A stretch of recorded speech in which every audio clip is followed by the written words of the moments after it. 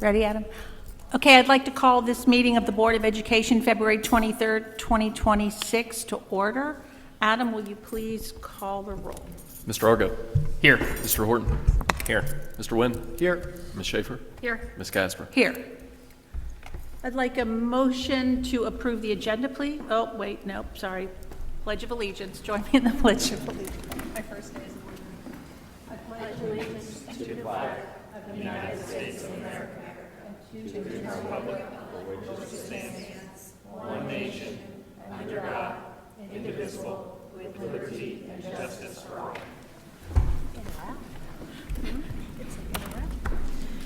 Now I would like a motion to approve the agenda. So moved. Second. Any discussion? Mr. Zink, will you please call the roll? Mr. Argo. Yes. Mr. Wynn. Yes. Mr. Horton. Yes. Ms. Schaefer. Yes. Ms. Casper. Yes. Board President's comment. I don't really have any comments today other than I can't believe it snowed again last night. That's all I'm saying. Disturbed. Dr. Whiteley. Warmth is coming. That's what I'm going to say. It's supposed to be like 50 and 60 degrees. There's always the bright side. It could be New York snow, so I'm going to take True. it as a positive. But no, just today, I know this is probably more probable for closing comments, but today I had the pleasure of teaching The Great Gatsby in English today. And anytime you get to be that upfront and close with children and just engaged in the learning process, it reminds me of my why, and it's just a really good soul filler. So it's a wonderful day. Mr. Zink. We have the 5-year forecast going to be on a little bit later, and so I will save comments for that. I'll do plenty of talking there. Okay. All right, we've moved to our student spotlight. Mrs. Fuller, would you like to join us with our guests?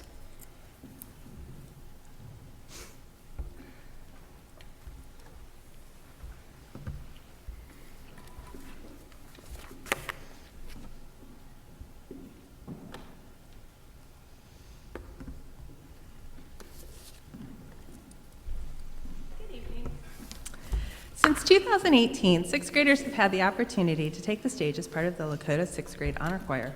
After just one day of rehearsal, participants perform in front of their families and community members in an evening concert. Hopewell Junior's choir director, Jennifer Akers, is joined by students to share more about this annual event. Please welcome, along with Mrs. Akers, Hopewell seventh graders Audrey, Ben, and Leah, along with Van Gordon sixth graders Faith and Melanie, and Independent sixth grader Bryce.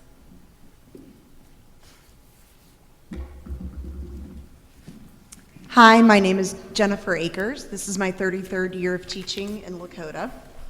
As a Lakota graduate and second-generation Lakota music teacher, I would like to thank you so much for this opportunity to celebrate something very special to me, music education in Lakota, and specifically the 6th grade We Are Lakota Honor Choir.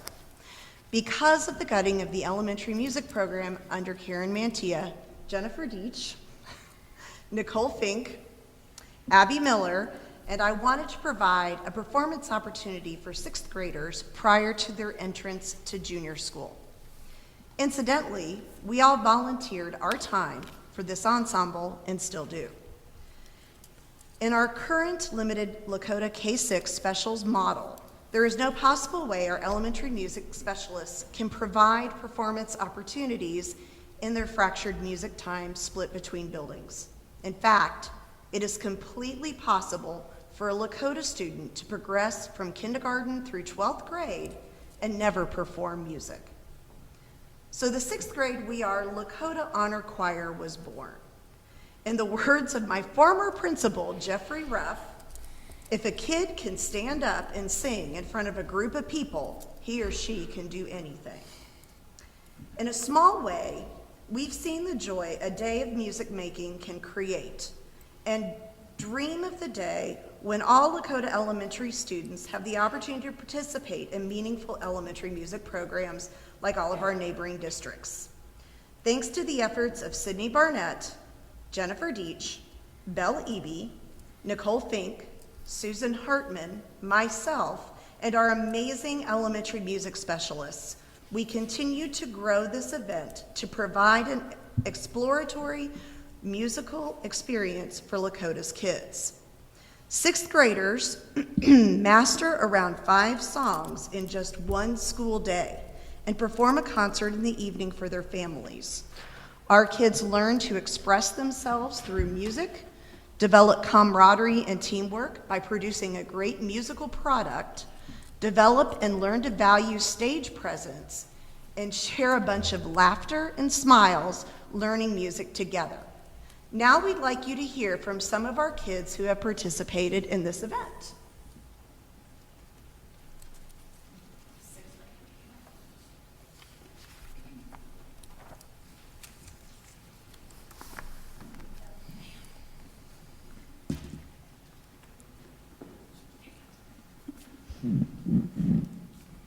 Hello, my name is Melanie Stein from Van Gordon Elementary.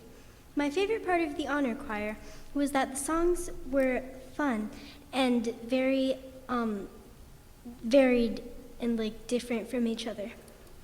My favorite part about the concert is that we had lots of practice singing the songs and I felt comfortable with them.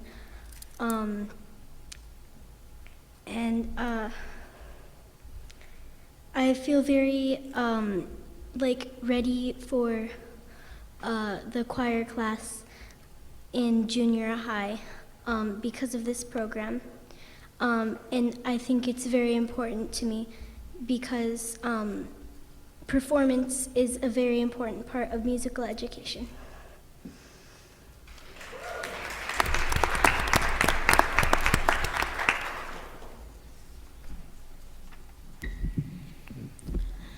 Hi, I'm Bryce Ship from Independence Elementary. Honor choir was a wonderful experience with being able to meet new people, feel what it's like to be in a choir, and learn how to sing different songs. The experience was encouraging for many students to consider taking choir in the future. Singing was also was an important part of the day, and understanding the highs and lows of our voices and what songs fit well with our range. In the honor choir, we can meet many different people from different schools and make new friends along the way, while learning what junior high choir feels like. Thank you.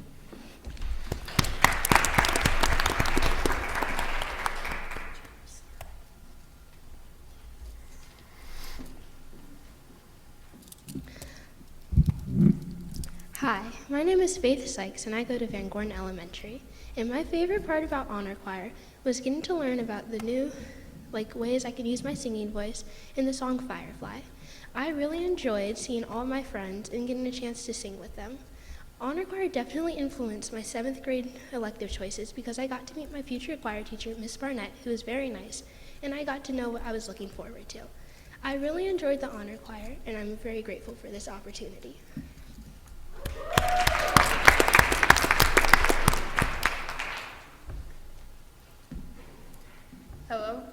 Hello, my name is Ben Leiner, and I am a 7th grader at Hopewell Junior. Last year, I was in the 7th grade honor choir, and I was able to learn about how a choir worked, and it was a real selling point to continue on with choir in 7th grade. I was able to learn everything in just one day and have a performance that night.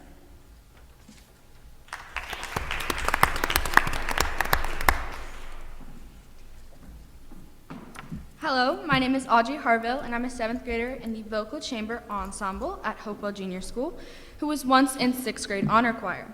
Being part of the 6th grade honor choir pushed me to grow in ways I never expected. It helped me improve my range, control, and overall confidence as a performer.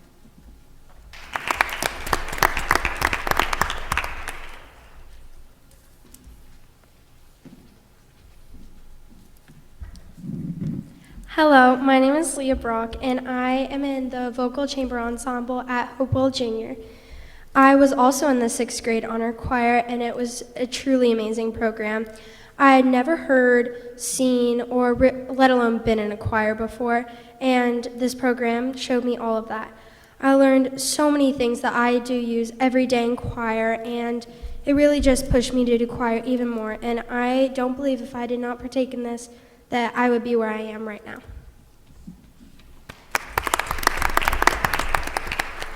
Wow. Would you all like to come out from hiding behind that wall there? Because now we're going to ask you some questions. Come on out. So we're going to let the board ask you some, you can stay right there. You don't have to come up here yet. We're going to let the board ask you some questions, see what questions they have for you. So who would like to start? I can start. What motivated you guys to join the honor choir? If a couple people, like, how did, because we heard all the things you've gained from it, but what made you make that initial choice?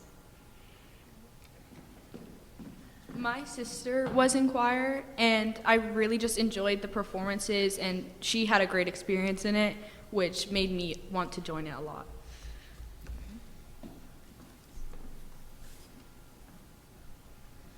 I just really enjoy singing, and I think a day singing with my friends just sounded really great, and to get away from math class.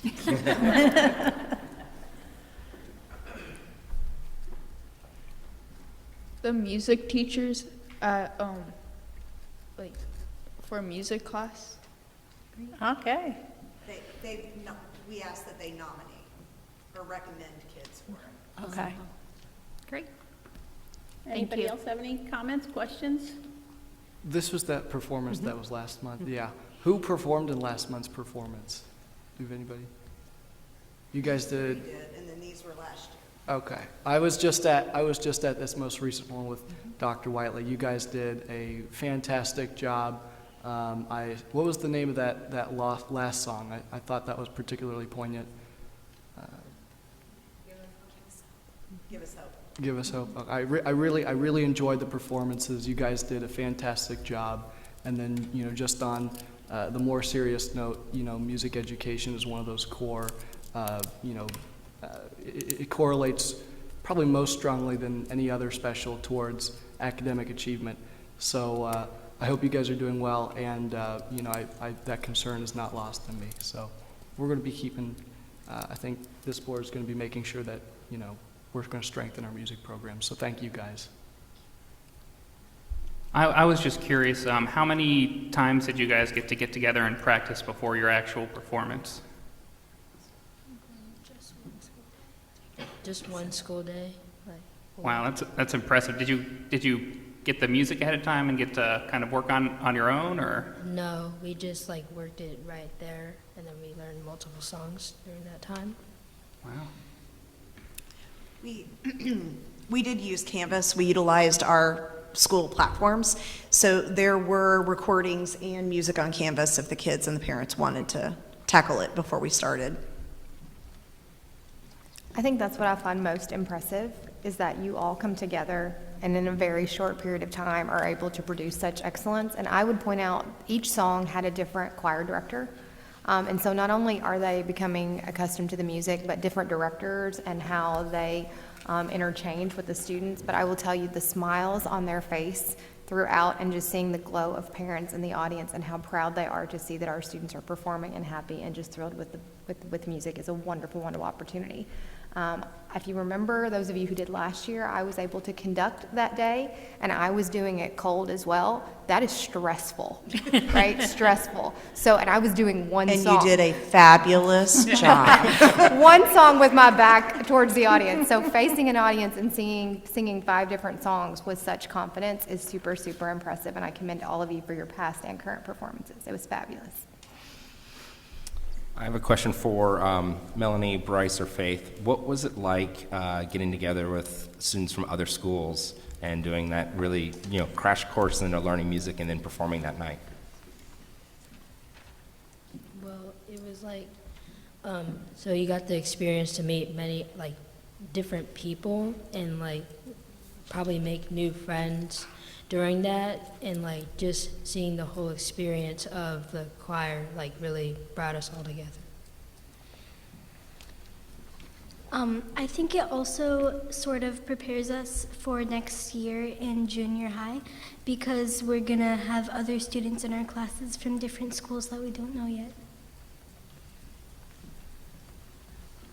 Following up on Melanie's note, it gave us a chance to make friends before we get to junior high, so that when we go in, we can already have like those prior built relationships because of honor choir. Thank you. Mr. Zink?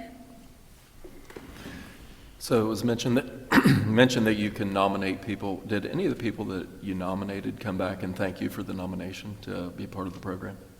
Did you guys thank your teachers? Yeah. Do you think that all of you or any of you feel like you want to continue on the choir path, like through junior high and high school? Yeah. Must have been a great experience. Well, we really appreciate, I did not get to go this year, but I got to go last year. It is amazing to hear them perform after one day of practice.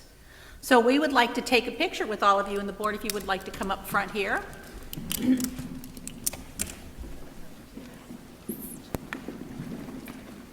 I'm going to give these really quick. Melanie, Faith, Bryce, you, Audrey, I hope your name's Ben, because that's the last one. Come on up here, guys. You get in front.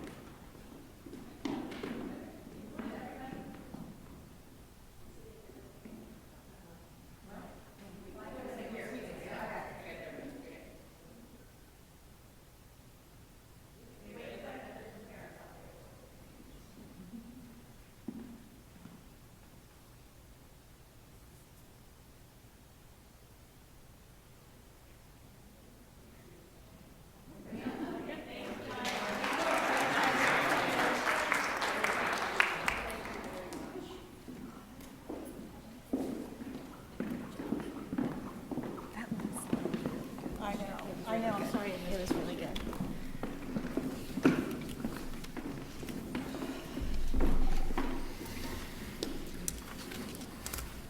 It's always hard to top our student spotlights for whoever has to go next. Okay, board reports. Let's see. Mr. Wynn, looks like that's you. Butler Tech looks like it's the first one on there. Thank you. I have to top you guys, so I don't know how I'll do that. I remember earlier in the year you asked why can't we have a whole board meeting of student spotlights. I know, that's what I want, Ben. I certainly would have wished for that. So Butler Tech's been, just going leaps and strides in the vocational program, and recently they've had a number of events and they have a number of ribbon cuttings that they're going to be doing. Recently, 18 schools gathered at Lakota East and hosted a BattleBots competition. And that competition had over 100 robots involved and had more than 200 students at that event. So it was pretty massive, and I was able to see some pictures from that. And by the way, these slides are from Butler Tech's last meeting that we had last Tuesday. The other thing that they had was the Lakota West Student Broadcasting Team, which, as I understand, is operated through Butler Tech, held a successful live stream for the West vs. Princeton game. Obviously, most of us, I think, were here to watch it in person, which was a pretty sweet game. But for the 3,000 people who were watching it live, they were able to enjoy the experience through our amazing students in the student broadcasting team. Last month, they had, and I know Julie and I were at this one, the AmHub ribbon cutting, which is the advanced manufacturing hub there off of Knightsbridge in Hamilton. It was just a fantastic event. There was, hundreds of, probably 1,000 people, honestly. It was packed house. Everyone was there. A lot of elected officials, a lot of people involved in the project were able to be there and open that center. Miami University, Butler Tech. It was just a fantastic partnership. President Reagan said that it's amazing what you can accomplish if you don't care who gets the credit. And being able to see that come to fruition was just amazing. And while I wasn't on the board that brought this about, I'm looking forward to being on the board to continue this growth. Really cool thing about this is that it's going to serve almost, I believe, 3,000 students a year. and train them on heavy machinery and advanced manufacturing. So that's going to be really, really special for this entire county.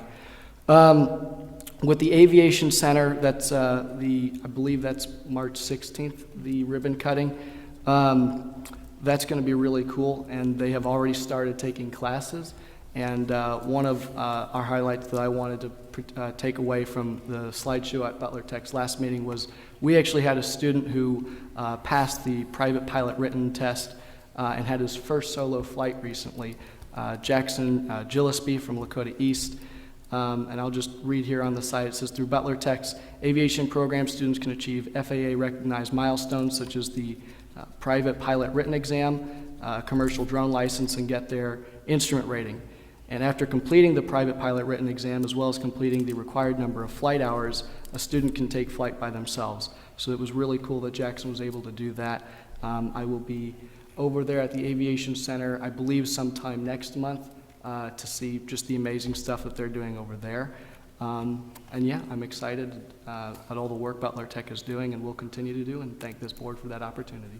Thank you. Any questions for Mr. Nguyen on Butler Tech? Community engagement, thank you, Ben. Community engagement. Alex? So we just had our first meeting of the year. We talked through a couple upcoming opportunities to engage the community. I guess we're kind of looking into some options potentially to give students a chance to engage with the board a little bit more potentially, and we're going to have a kind of a community panel on what would you say is the right word for that topic, Kelly? I would call it a panel. Yeah. I would call it a community panel. Did you, to try to engage, like, Alex and I were both at the meeting. It's hard to tell right now. we were both, yeah. To try to get the community engaged in different thought process on how we can reach the community better. We're still always looking for ways to reach the community, whether it's master's facility strategic planning on how we can reach all of the community, not just the parents that we have in school. As Betsy spoke, we tried the postcard and the mailers and thought exchanges, and we're still not getting the engagement that we feel like we should be getting for a district this size. So we're going to continue to focus on once we figure out what we're doing master facility wise, then we will go back to scheduling all of those type of community input sessions. That's it. Any questions? Policy. We had to reschedule our original meeting, so our next meeting will be March 3rd, and we don't have anything to report other than that, I don't think. Same with facilities. Our next facilities committee meeting is March 10th. That's March right. 10th. We will have our next one March 10th. And Finance. You should have the updated list that we discussed of those March 10th meetings, along with just some kind of revised dates. They have the bottom up to date, just so you can put those on the fridge and remember, and we made sure that those correlated to calendars. Finance. Sorry. We primarily focused in on the 5-year forecast, which Adam will be reviewing later today. So I will not try to steal his thunder because I never can. Any questions for, like I said, we'll have a lot of questions for Adam when we get to that part. Professional development, I do know that Alex, Ben, and I will be attending the Southwest OSBA Regional Conference on March the 5th. The three of us, so we'll have something to report back. And our committee dates are on the website on our agenda. I'm assuming that they're the right dates, right? Yep, on the agenda, we have that updated, and we've also, I actually found this at a different district. On the feature page, we update that in the library so that it shows up on the feature page as well. So when we have a public notice update, we'll update it there also. So if anybody just comes to the landing page, that'll always be fresh right there also. Oh, great, okay, thank you, Adam. Also want to highlight that we have COSBA National Convention. Oh, that's right. We won't. March 12th, 13th. 13, 14, and 15. Yeah. That's true. I'm Doug, going, you're going. Doug and I and Alex will be Alex. attending the National School Board Conference in Louisville, Kentucky Yeah, March 13, 14, and 15. Okay, administrative report. Ready? Before we do that, just a reminder, I know our Master Facilities Committee meeting is not until March 10th, but tomorrow we do have our special board meeting at 6 o'clock. The only topic of that is Master Facilities. Our committee meeting normally has a quorum, but we wanted to make sure to engage all 5 board members, so that is an opportunity tomorrow. Location of that is conference room D&E at the central office, so it is not this location. So just for clarification of that, there is a special board meeting. It's really just discussion-based. We're not taking action of any kind tomorrow, really, but it's, again, discussion-based to have all 5 board members present rather than just the quorum at the Facilities Committee meetings.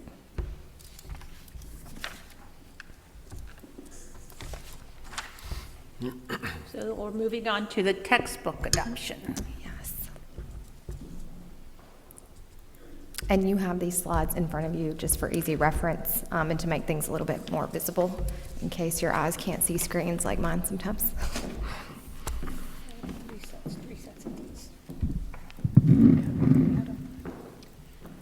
Good evening, and thank you for the opportunity to be here tonight. We truly appreciate your time and your thoughtful consideration as we bring forward recommendations for science high-quality instructional materials. As the Department of Education and Workforce emphasizes, high-quality instructional materials matter, and tonight we're excited to share the work that has led us to this point. Our hope is that after tonight's presentation and your review of the materials, that you will feel prepared to take action on the March 23rd board meeting.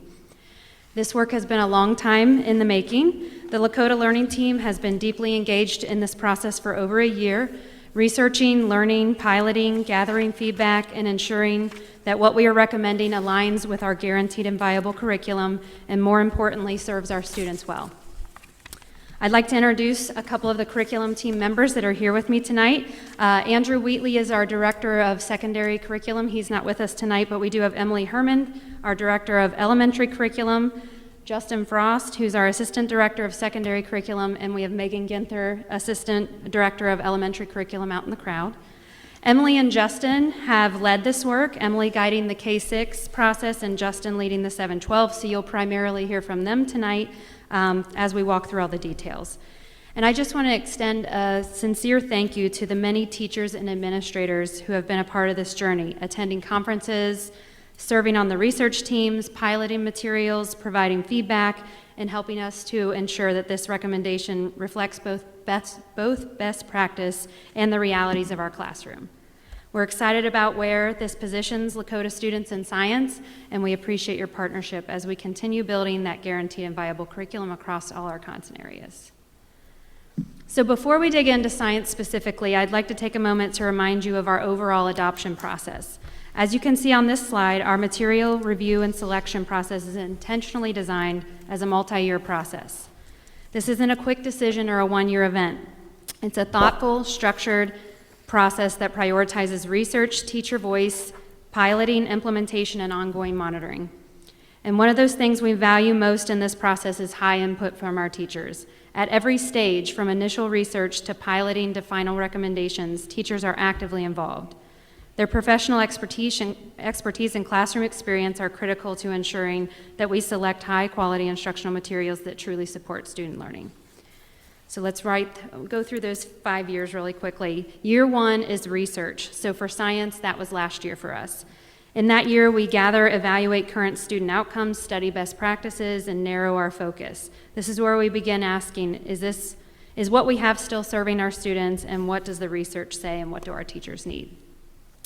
Year 2 is trial and selection, which is this year. We identify potential resources, engage teachers in reviewing the materials, pilot options in classrooms, collect feedback, and ultimately bring forward a recommendation, which is why we're here tonight. Next year would be year 3, which is implementation, and this is where the work really begins. We support teachers through professional development, collaborative team meetings, implementation planning to ensure a strong, consistent rollout that's aligned with our curriculum.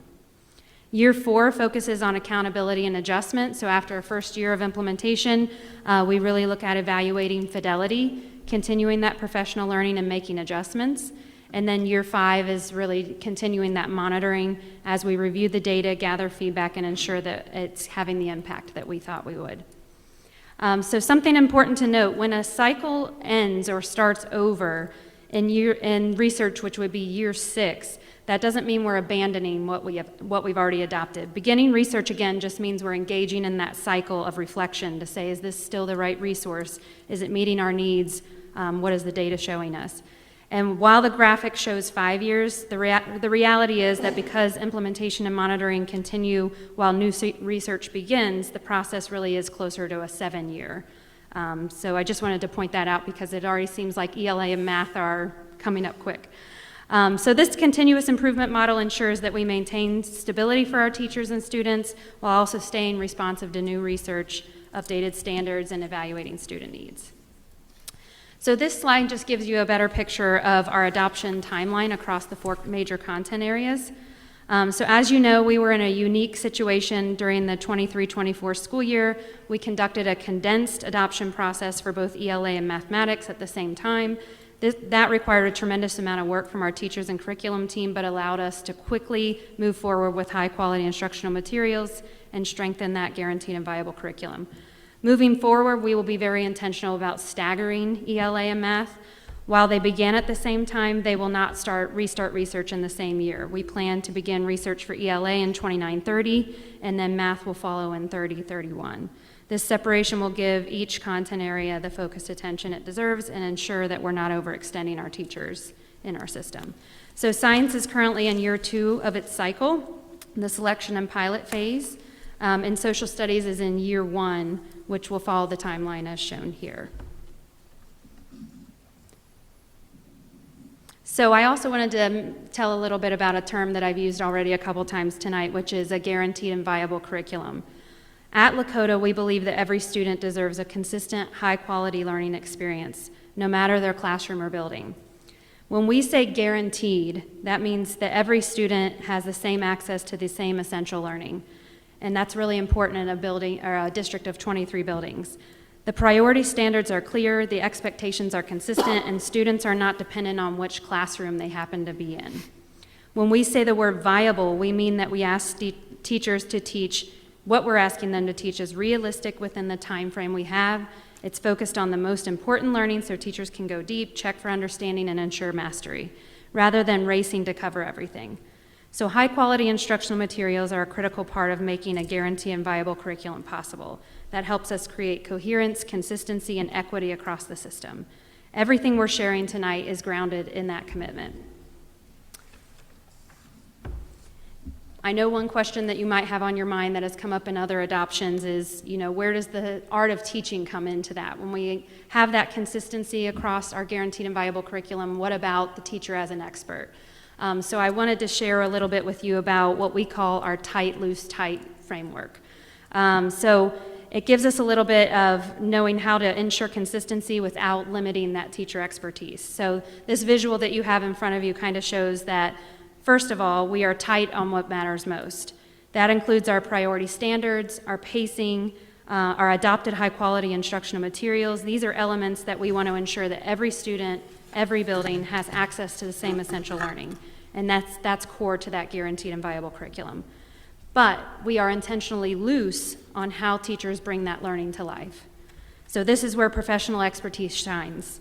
Teachers make daily instructional decisions. They determine how to differentiate, how to scaffold, how to extend learning, how to integrate career connections, how to personalize the instruction, and how to build relationships in their classroom. That honors the flexibility and the art of teaching for our students. Then again, we are tight on results.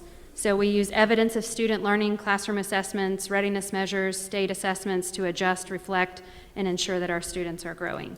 So we kind of use this to talk to our teachers about how we can be consistent, but also allow for those adjustments that need to be made in the classroom. A teacher's style, preferences, all those things are in that kind of loose category, but we're really looking at those core components and then those assessments to say, are all students learning what we need them to learn? So I just wanted to take a few minutes to point out a few of those things. That's a lot of the pieces that we're working on as we look through all these materials, regardless of content area.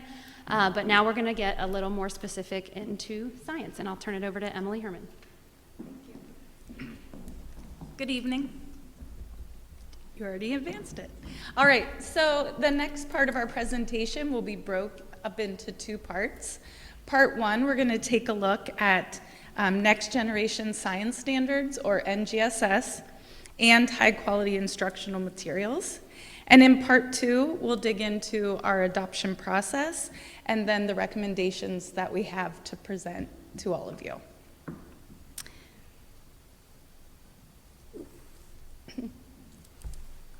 All right, so what are NGSS? And what these are national standards in science. And what they do is they say what a student should be able to know and do in science. And it is very similar to Ohio standards. These standards and Ohio's were developed with the same research in mind, but they do differ slightly. And in our research phase, something that we became aware of very quickly was that most of the high-quality instructional materials available for students are aligned to national standards, not state standards. And so, as a district, we began digging into NGSS standards and really working to better understand the way that these standards are built and what they're asking students to be able to do so that we could adopt the best materials that are available.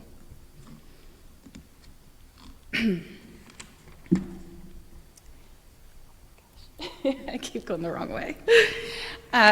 What this shows, this paragraph that is boxed for you, is directly from ODU's site, and it really breaks down the state's recommendation about NGSS and shares how these standards were really built both on the same research and that school districts really are encouraged to dig into NGSS standards because they can take students' learning further. It also says that if materials are adopted that are aligned to NGSS, Ohio standards can still be met through using those materials. And they provide resources, including a crosswalk, that allows you to see how those standards align.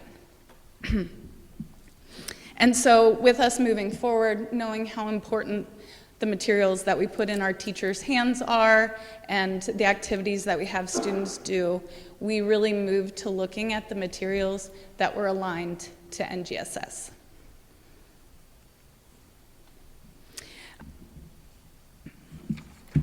So listed here for you is why our committee really came to the decision that finding these materials would be best for the students in Lakota.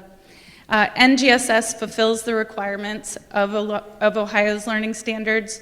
There are some differences in the sequence, but if you're moving through those materials, you will meet all of Ohio's standards. And then there was we put special attention on grades 5, 8, 10, because those are our tested grades in Ohio. And so we really wanted to make sure that we have the materials in our teachers' hands and in our students' hands that prepare them for those state tests.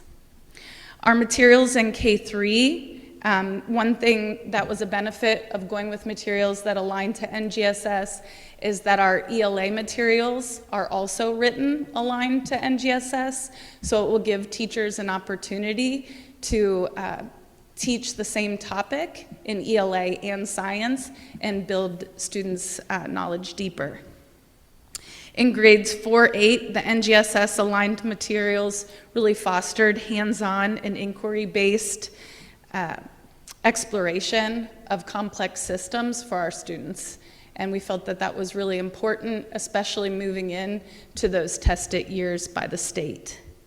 High school materials aligned to NGSS also offered the advanced scientific reasoning and real-world problem solving that we wanted to make sure that our high school students had an opportunity to be a part of.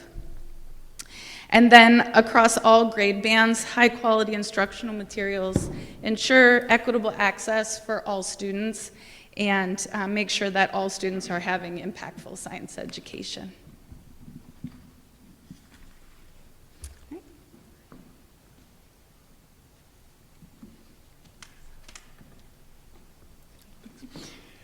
Good evening. Excited to have an opportunity to speak in front of you all and talk a bit about the adoption process and the recommendations that were made truly collaboratively with our partners in the buildings.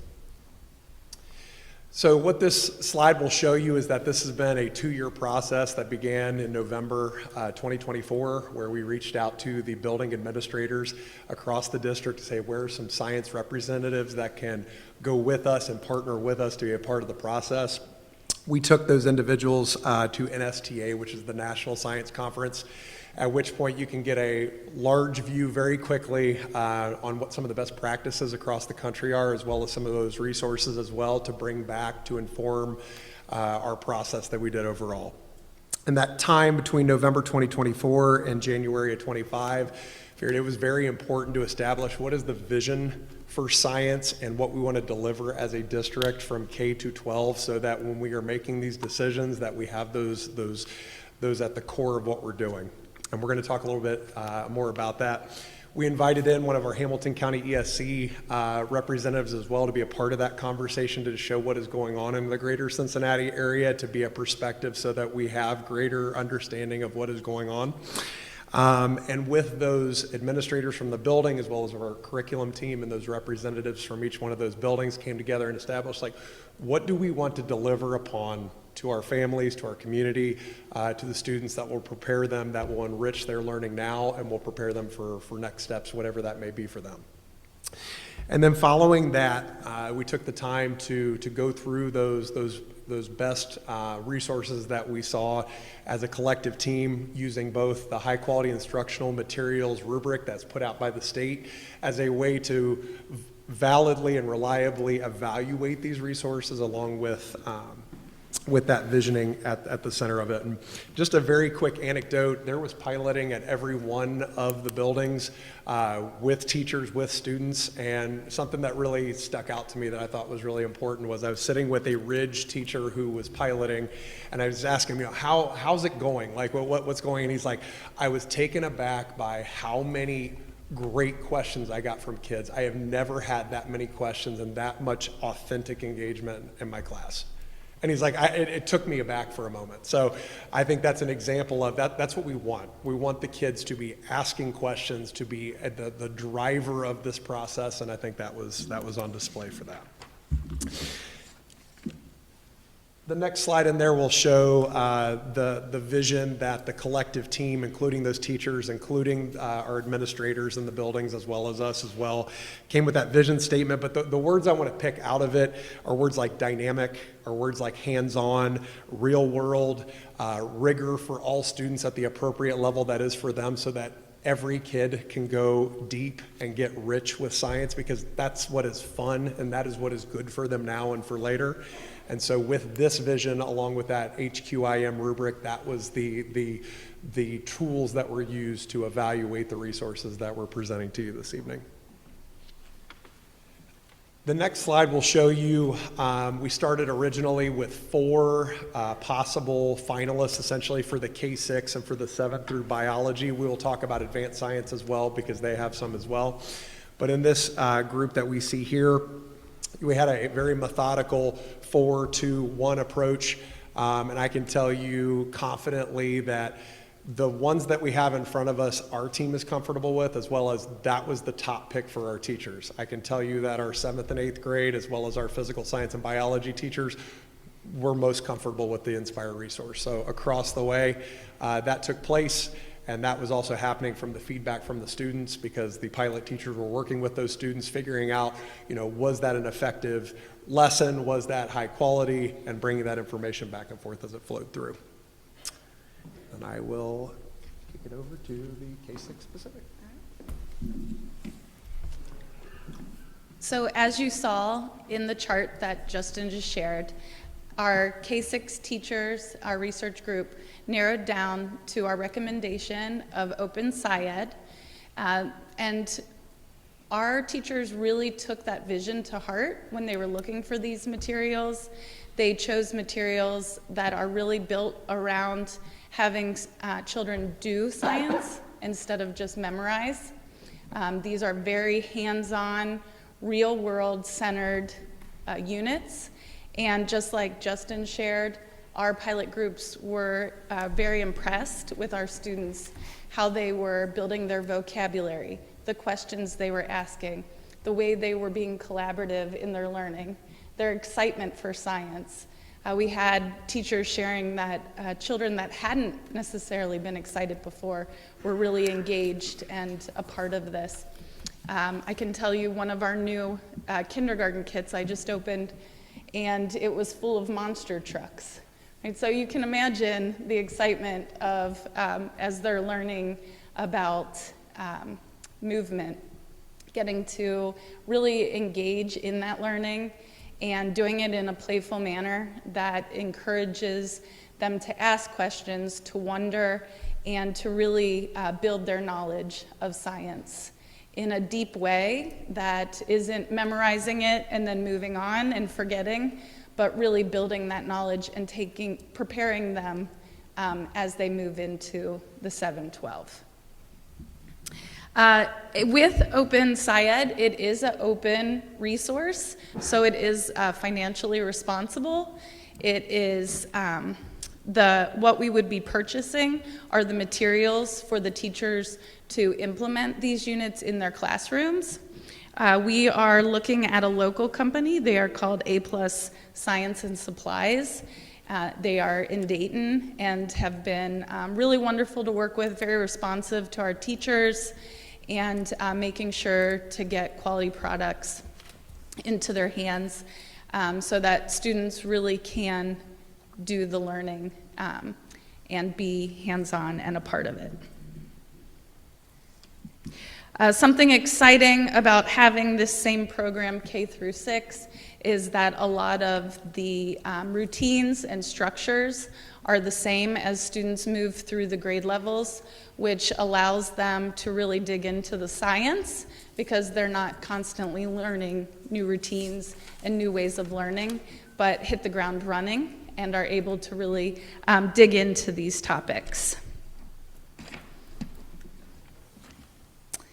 We do have an additional resource.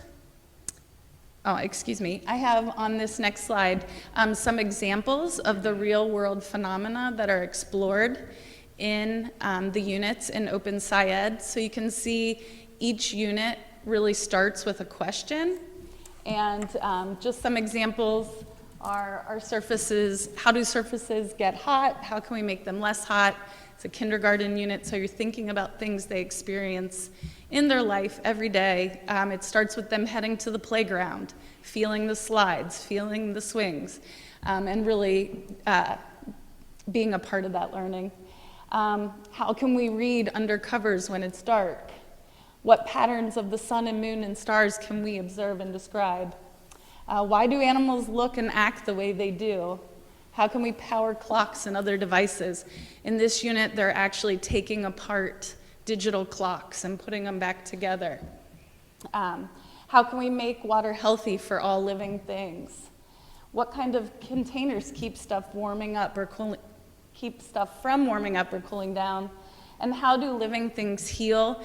This is a really fun one in 6th grade. It takes the path of a student that has dropped a weight on his foot, and they look at the x-rays, they get into the nervous system, they look at microscopic photos of blood, and really learn how the body works to be able to heal itself by the end of that unit. They dissect chicken wings, so it's very active science, and we're very excited to recommend this material. This is a map of what a unit in Open SciEd looks like. You can see where they have that anchoring phenomenon. Then they're doing a lot of asking questions and doing research, and then coming together to put those, what they've learned so far together, going back into more research, and then finally coming out with what they've discovered and are able to share out. An additional material that we have to supplement 5th grade, and this is specifically because of 5th grade being the tested grade level, which is specific to Ohio standards. We looked at an additional resource called Science Studies Weekly. It's specific for Ohio. And what our teachers really liked about this, they are newspapers. They are all stories based about Ohio. So we have some examples out on the table for you to take a look at, but you'll notice that all of the phenomenons that they're investigating are happening in Ohio. So it's a really great real-world connection to their state and helps make sure they're prepared for that 5th grade test.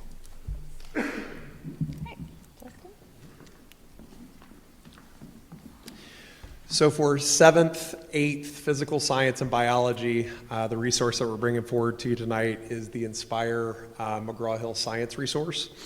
And some of the highlights of the program include the 5E inquiry framework, which includes engage, explore, explain, elaborate, and evaluate, which is a best practice framework in inquiry type of learning, which will go right along with Open SciEd, who is going to base their piece in the inquiry and sense making, which will then layer on a level of rigor as they matriculate up the grades with that piece with some more complex concepts as they go. Additionally, there's a significant amount of collaboration. You heard earlier about how NGSS has direct ties to engineering and mathematics as being one and embedded with each other. In this case also, there's ample opportunity for English language and writing type of experience as well as scientists, which is what we're asking them to do. Another very brief anecdote, I have an engineer that lives 3 doors down from me, and he said, what can really make the difference between an engineer that is successful and exceptional is their ability to communicate. And so that is embedded within this work as well for opportunities to do that, to do discipline-specific literacy in this case. Additionally with that, we're really excited about some of the standardization and equipment. What you'll see in the middle there, and some of which is outside on the tables outside, is that the kits that are going to come with, especially in the 7th and 8th grade, those are 7th and 8th grade kit examples. And what that'll do is the students will learn the knowledge that goes along with these particular labs, and these will be, there's 4 of them, they will be the common labs that the students all do. So every 7th grader is going to do that lab.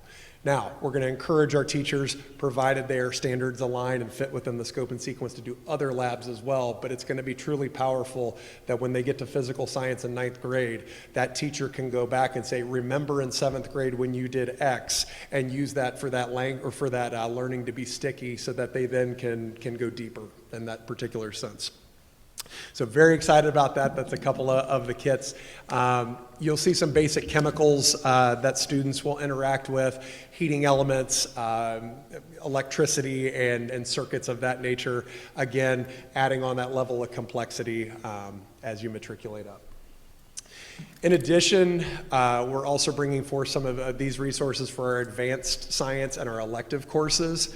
For these ones that we're looking at particularly here, you are having a refreshment of the information. The teachers are going to be able to go off of the most relevant and recent phenomena, things that were discovered more recently than the last time their particular resource was published. Increasing relevancy, you will notice there, for instance, 3rd one down on the left, that's a college physics textbook. That OpenStax resource can be used as a college book. Our honors physics teachers felt very strongly to use that, to have a rigorous experience for the students to prepare them for the next step, whether that be post-secondary education and rolling into career as far as that goes. A variety of our AP books as well as getting refreshed, which obviously are approved by College Board in this case. But with this, we're excited because those teachers will have an opportunity to use the most updated and most recent in that case for that post-secondary prep. This here is the lab equipment and the kits really for the high school level. This would be used for our physical science, our biology, as well as our upper sciences that you saw on the previous slide. The primary vendor here is Vernier. And what you're seeing in front of you is basically some entry-level industry type of standard probes, calculation type of equipment. And what this will do is going to bring the science to life. And I can tell you that our high school science teachers are excited about all of it. This really gets them excited, because this is allowing them to do things that they would not otherwise be able to do without this equipment, to be able to bring the science to life. Like something that I heard from one of our department heads on the east side of town said, science shouldn't be underneath museum glass that is studied. They should be doing the actual bit of it. And I thought that hit home. That was very particular, and I thought great. Obviously, this would be real-world preparation. These are the base level type of equipment that a scientist would use either in a college level or beyond. And these types of skills that they will have with these types of materials will be things that will jettison them forward and put them ahead. And of course, increase the rigor, allowing them opportunities for rich learning in this case. Very quickly on this lab piece as well, I want to shout out our department heads in particular. We've had a lot of discussion with variety of teachers, as many as possible throughout this process, but I will say that in talking to our department chairs for my part of the grade levels that I can speak to, they were very intentional about saying, I want to pick the right material that is also cost effective. I had one teacher who said, look, and like one of the things that would be purchased would be some lab aprons. He's like, ours are falling apart. We're going to get an opportunity to have new lab aprons. They are hypoallergenic. They have no latex. And also, it's the most affordable one. And I think that is important, that our teachers are cognizant and trying to be good stewards as well.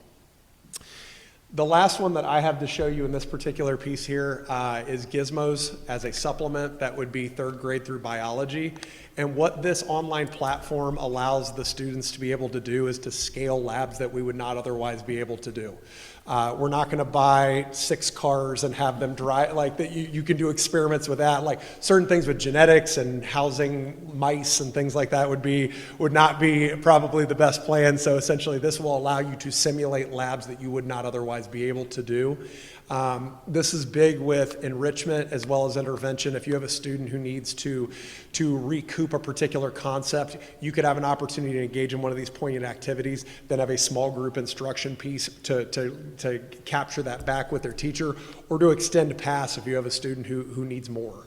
Is essentially what you can look with for this particular one as well. Additionally, an important piece of it, the manipulatives and the type of manipulation you can do with this is something that you would see in an OST test as well, which gives them additional experience and exposure and prep for that. And then my last piece that I have is just kind of summing up. You have a couple different vendors here, but they work very well in concert. When you start with an Open SciEd and the sense making that comes along with it, and it's inquiry based, it's an NGSS product that we've talked about earlier that aligns perfectly with our OLS standards as well. The students are going to have that foundation of inquiry and inquisitiveness and asking those good and rich questions to then when they get to the Inspire programming at 7-8 physical science and biology, they will be able to use that learning they got previously to be able to explore those more complex concepts as they matriculate up through the grades and up through our more advanced science resources as well, again with the inquiry piece and the NGSS alignment that is shown throughout. And as you can see as well with the kits that kind of go from a more basic chemicals, basic voltage and current and that sort of thing up to the more complex vernier equipment that we have with it as well.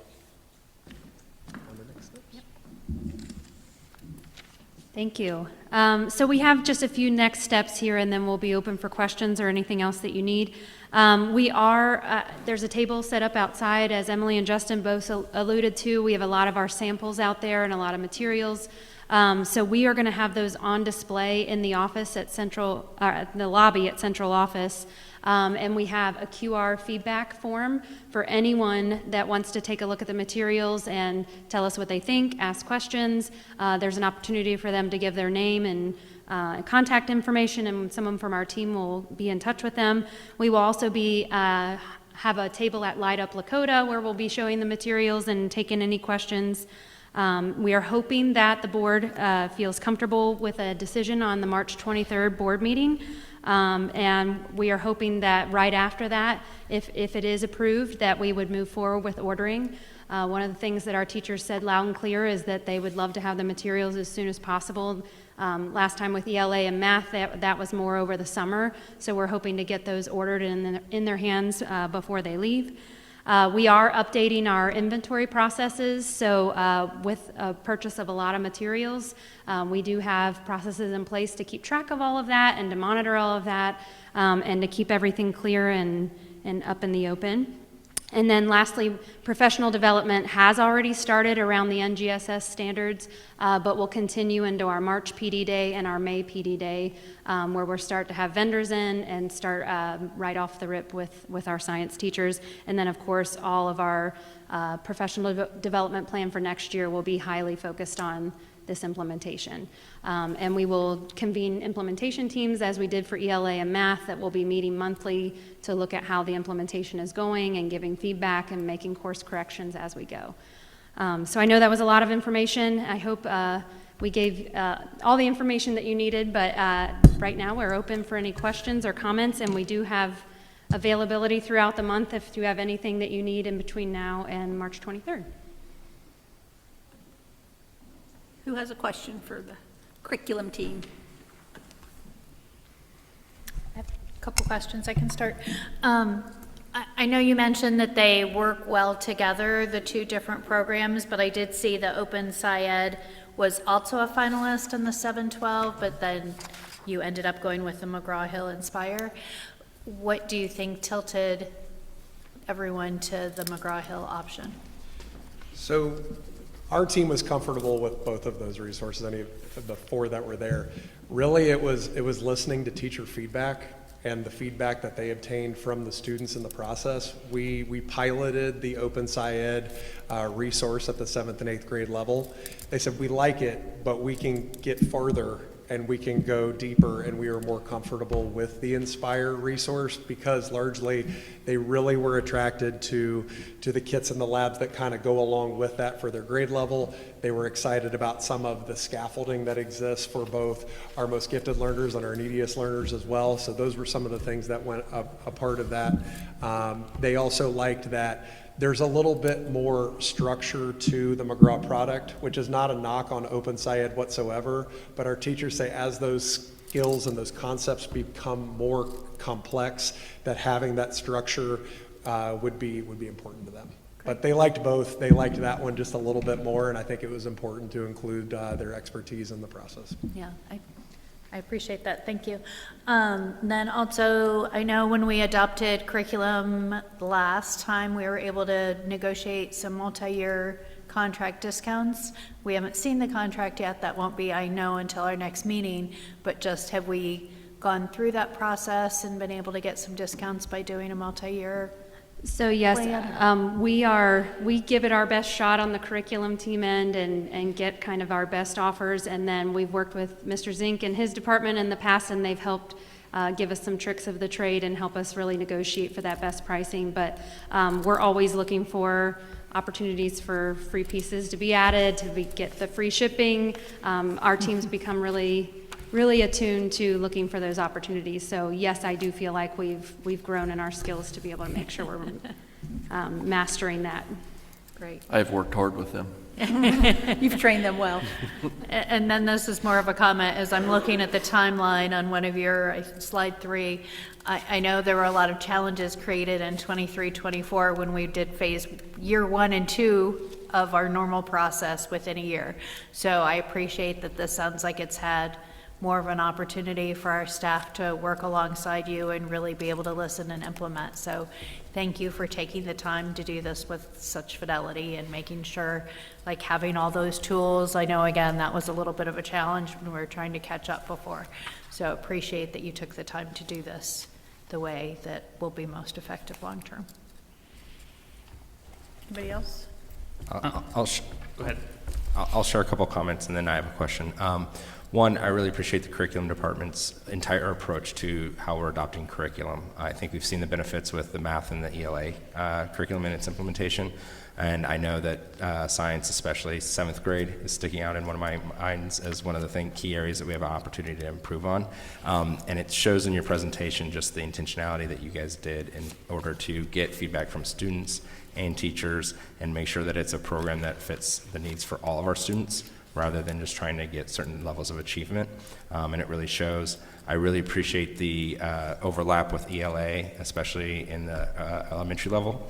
I think that's going to reinforce, and studies show that that's going to help with the testing results that we want to see there, as well as, Mr. Frost, you alluded to it, right? That's what a key skill needed for engineers, and a key opportunity area there. So really excited to see that aspect of it here.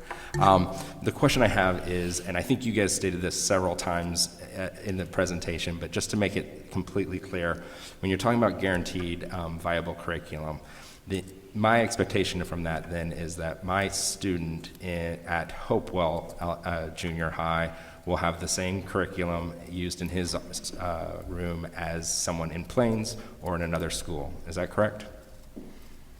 That is correct.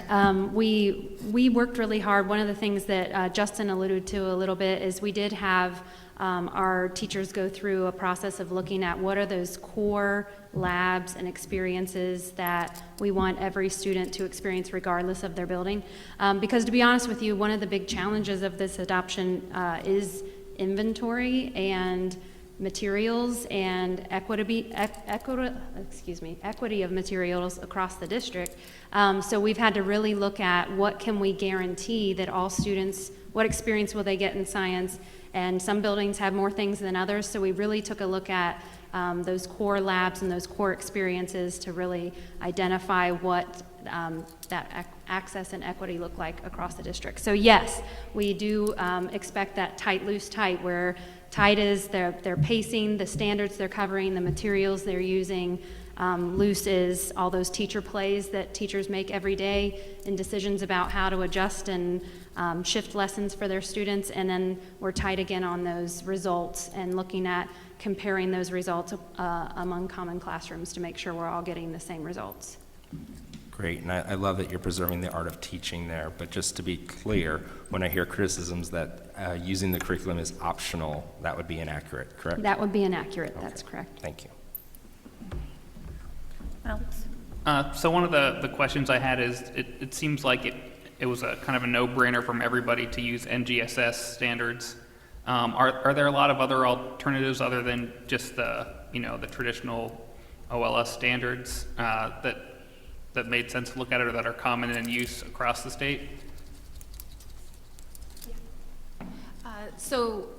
Justin talked about how we attended NSTA, the National Science Conference, and that was a huge part of the conference, was looking at the NGSS standards.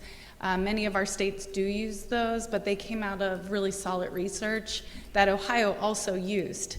And so Ohio's standards really also ask for those same key strategies from students, ask them to build knowledge, ask for them to be in inquiry models, have hands-on experiences. We just didn't have the same amount of materials to look at when we looked at those that none of them were built for Ohio. Some of them claim to be aligned, or we've looked at moving things, but it really disrupts the flow of those materials. But really the major standards out there are NGSS. Some of the states have their own standards, but I don't believe there are any other national standards. Okay, yeah, I'm like Doug said, I'm excited for the interdisciplinary opportunities that are going to be coming up for these early learners. I know it seemed like when that all rolled out, there was a lot of people who really enjoyed kind of all the new things that they were learning there. So it'll be interesting to see how that could potentially weave everything together. And yeah, as someone who's worked in the engineering field, those skills are incredibly important when you get out in the real world. So I appreciate that. I just wanted to thank you guys for the conscious intentionality and a cost-effective plan that's also, future-ready for our students, benefiting our students and our staff. My question kind of just relates to the inventory, obviously having just graduated. There are science classrooms full of, $100, $200 microscopes. I see we've got a digital microscope. What's the plan with phasing out old inventory? Is there, maybe a potential for revenue? What are we going to do with that as we bring in the new inventory? I would say that we're open to all ideas about what to do with old inventory, but that is something that we actually just met with our principals today to start talking about, that disposal of old things. We even have, because of our facilities, we have storage issues, and with new materials comes storage things to solve.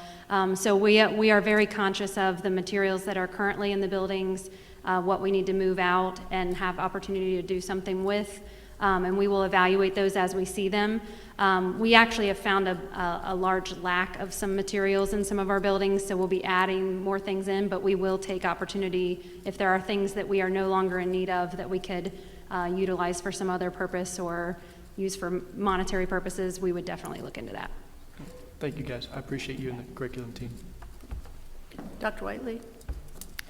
They kind of mentioned it briefly, but I think it's very important that in your textbook adoption cycles that you almost have a philosophical conversation with your departments, because the art of teaching is that you can come from it from many different angles, right? So there's thoughts about science about being hands-on, there's thoughts about rigor, there's thoughts about viable curriculums, and so I think really starting with that, and they mentioned that through the county expertise piece as well, really having that and having that grounded in that philosophical conversation so you have a North Star of what you're looking for in a material is very, very important.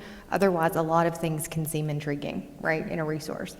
And so I think not underestimating that foundation that they built to say what is important for us in Lakota in science, and then building on that and looking at that is a very, very important step. And I think actually if I'm not mistaken, our Let's Go Lakota video this month, actually you'll get a little glimpse into that science because it's about science and ELA coming together. We did not know that when the video, maybe Betsy did, but I did not when we went to do it.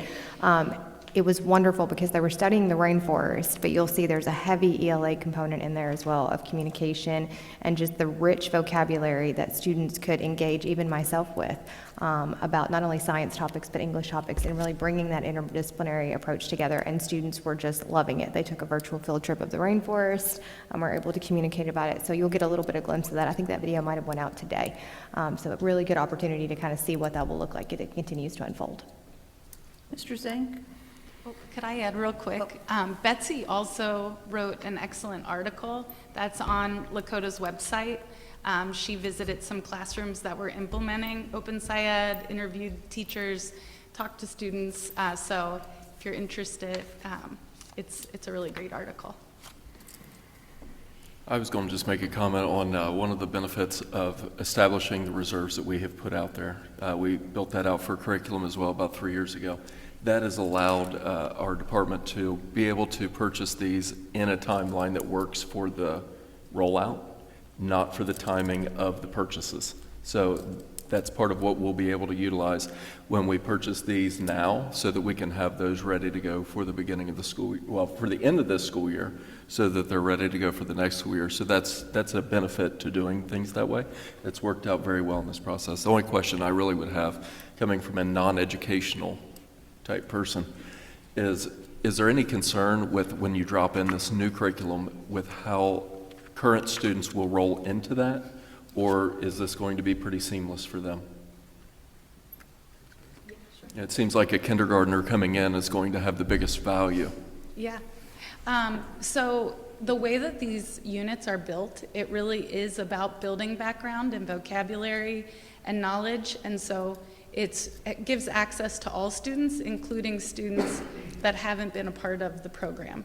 So there will be some new learning of protocols and routines, but that would be taught at the beginning of the year in that first unit, and then students would start to see those routines and protocols again. And our teachers that were piloting also noted that a lot of the routines and protocols are similar to our ELA materials, so it won't be completely brand new for our students. Thank you. Again, thank you. This was really a thorough presentation, and we very much appreciate it. I was talking to Emily beforehand. I'm not a science girl. I was a language arts and social studies girl. So, but looking at that table out there, I could have been excited by science, I think, by all that fun stuff. We were like, she goes, maybe if you had all this. And I'm like, maybe. A question, the 4-2-1, when you review the 4, do you just physically review it, or do we pilot all 4 somewhere? Let's see. We had presentations from the vendors for those 4, and then using the rubric and collaboration between the teachers, they narrowed it to 2. When we had it down to 2, the teachers, this all happened last year, tried lessons from both in their classrooms. And then in May, we got back together and narrowed it down to the 1. This year, with Open Syed, we had 4 teachers at each grade level completely implement the program. Okay. So they'll have completed all 4 models, all 4 units. And then our 6th grade, we had 1 6th grade teacher from every building that completed a unit. What about our high school level? How did we pilot that? Our junior high and high school? In a similar format, we started with the 4, and I think a big piece of it too was the dialogue with the departments in between those meetings. Those representatives were then going back to their department to show, here's what we talked about, here's the resource, here is the pros and maybe some challenges we might have to work through. What do you all think? So it's not like you would just have this small group of people who are making this decision by themselves or anything of that nature. But generally, starting with those 4, table topping at some lessons, saying, hey, we're going to try one piece of that product with this class. How did that work? How did that not work? The team then came together to whittle it to 2, and then the pilot was in each one of the buildings. We piloted the Open Syed in that building, and then when we got some additional feedback from our teachers and from the team as well, we gave a second look to McGraw, did some piloting with them as well, and landed on that one. When we piloted the junior high and high school, do we pilot in a honors class and a regular class, or do we just, how do we do that? So to see if it matches all levels. Part of it depended upon, like, we wanted people who were volunteering to do this. We were going to, we wanted a legitimate, like the right disposition to go along with it. But we had some 7th grade, we had some advanced 7th grade that went along with it as well. We had some physical science at the freshman building, as well as some teachers who were trying it as well at 8th grade, but covering all of them essentially was the key feature. And that was another part that we were excited about with McGraw is they had a really clear line of how do we make this appropriate for an honors level as well as a CP level, which was important. Great. Thank you again. We very much appreciate all the work.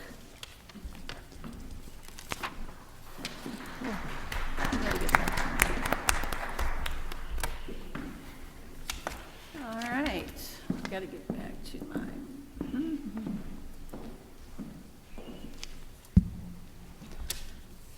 My computer doesn't like me today. Mr. Zink, you're up. Okay, now that we got past the boring stuff, let's get to the forecast. All right, so it's time of year again. This is a new time of year. We will be reviewing the 5-year forecast. I'll touch on that a little bit later. To go to the high overview of the presentation here, we're going to talk about kind of the purpose of the forecast. With having a couple new board members on here, this seems like kind of a routine for me at this point, but we'll try to bring everybody up to speed and then cover some questions later, talking about some the changes that we've had, the revenues, expenses, and then planning as we begin to move forward. So purpose of a 5-year forecast, or I'm sorry, they've changed the name of this to the financial forecast. It's 4 years now instead of the 5th. I think the 5th year just got a little too ugly for everybody. But the purpose of this is a planning tool. This is where we're going to engage the board, community, leadership, everybody within the school, if they choose to read this, to kind of have a trajectory on what we're planning, where we're going, a little bit of where we've been, and it just is kind of a guide on the financial side of things. They also, this is what we use to approve contracts, sign 412 certificates, that's a state compliance piece, and then the Department of Education, as well as the State Auditor's Office, does monitor this to find if schools are beginning to experience some fiscal distress.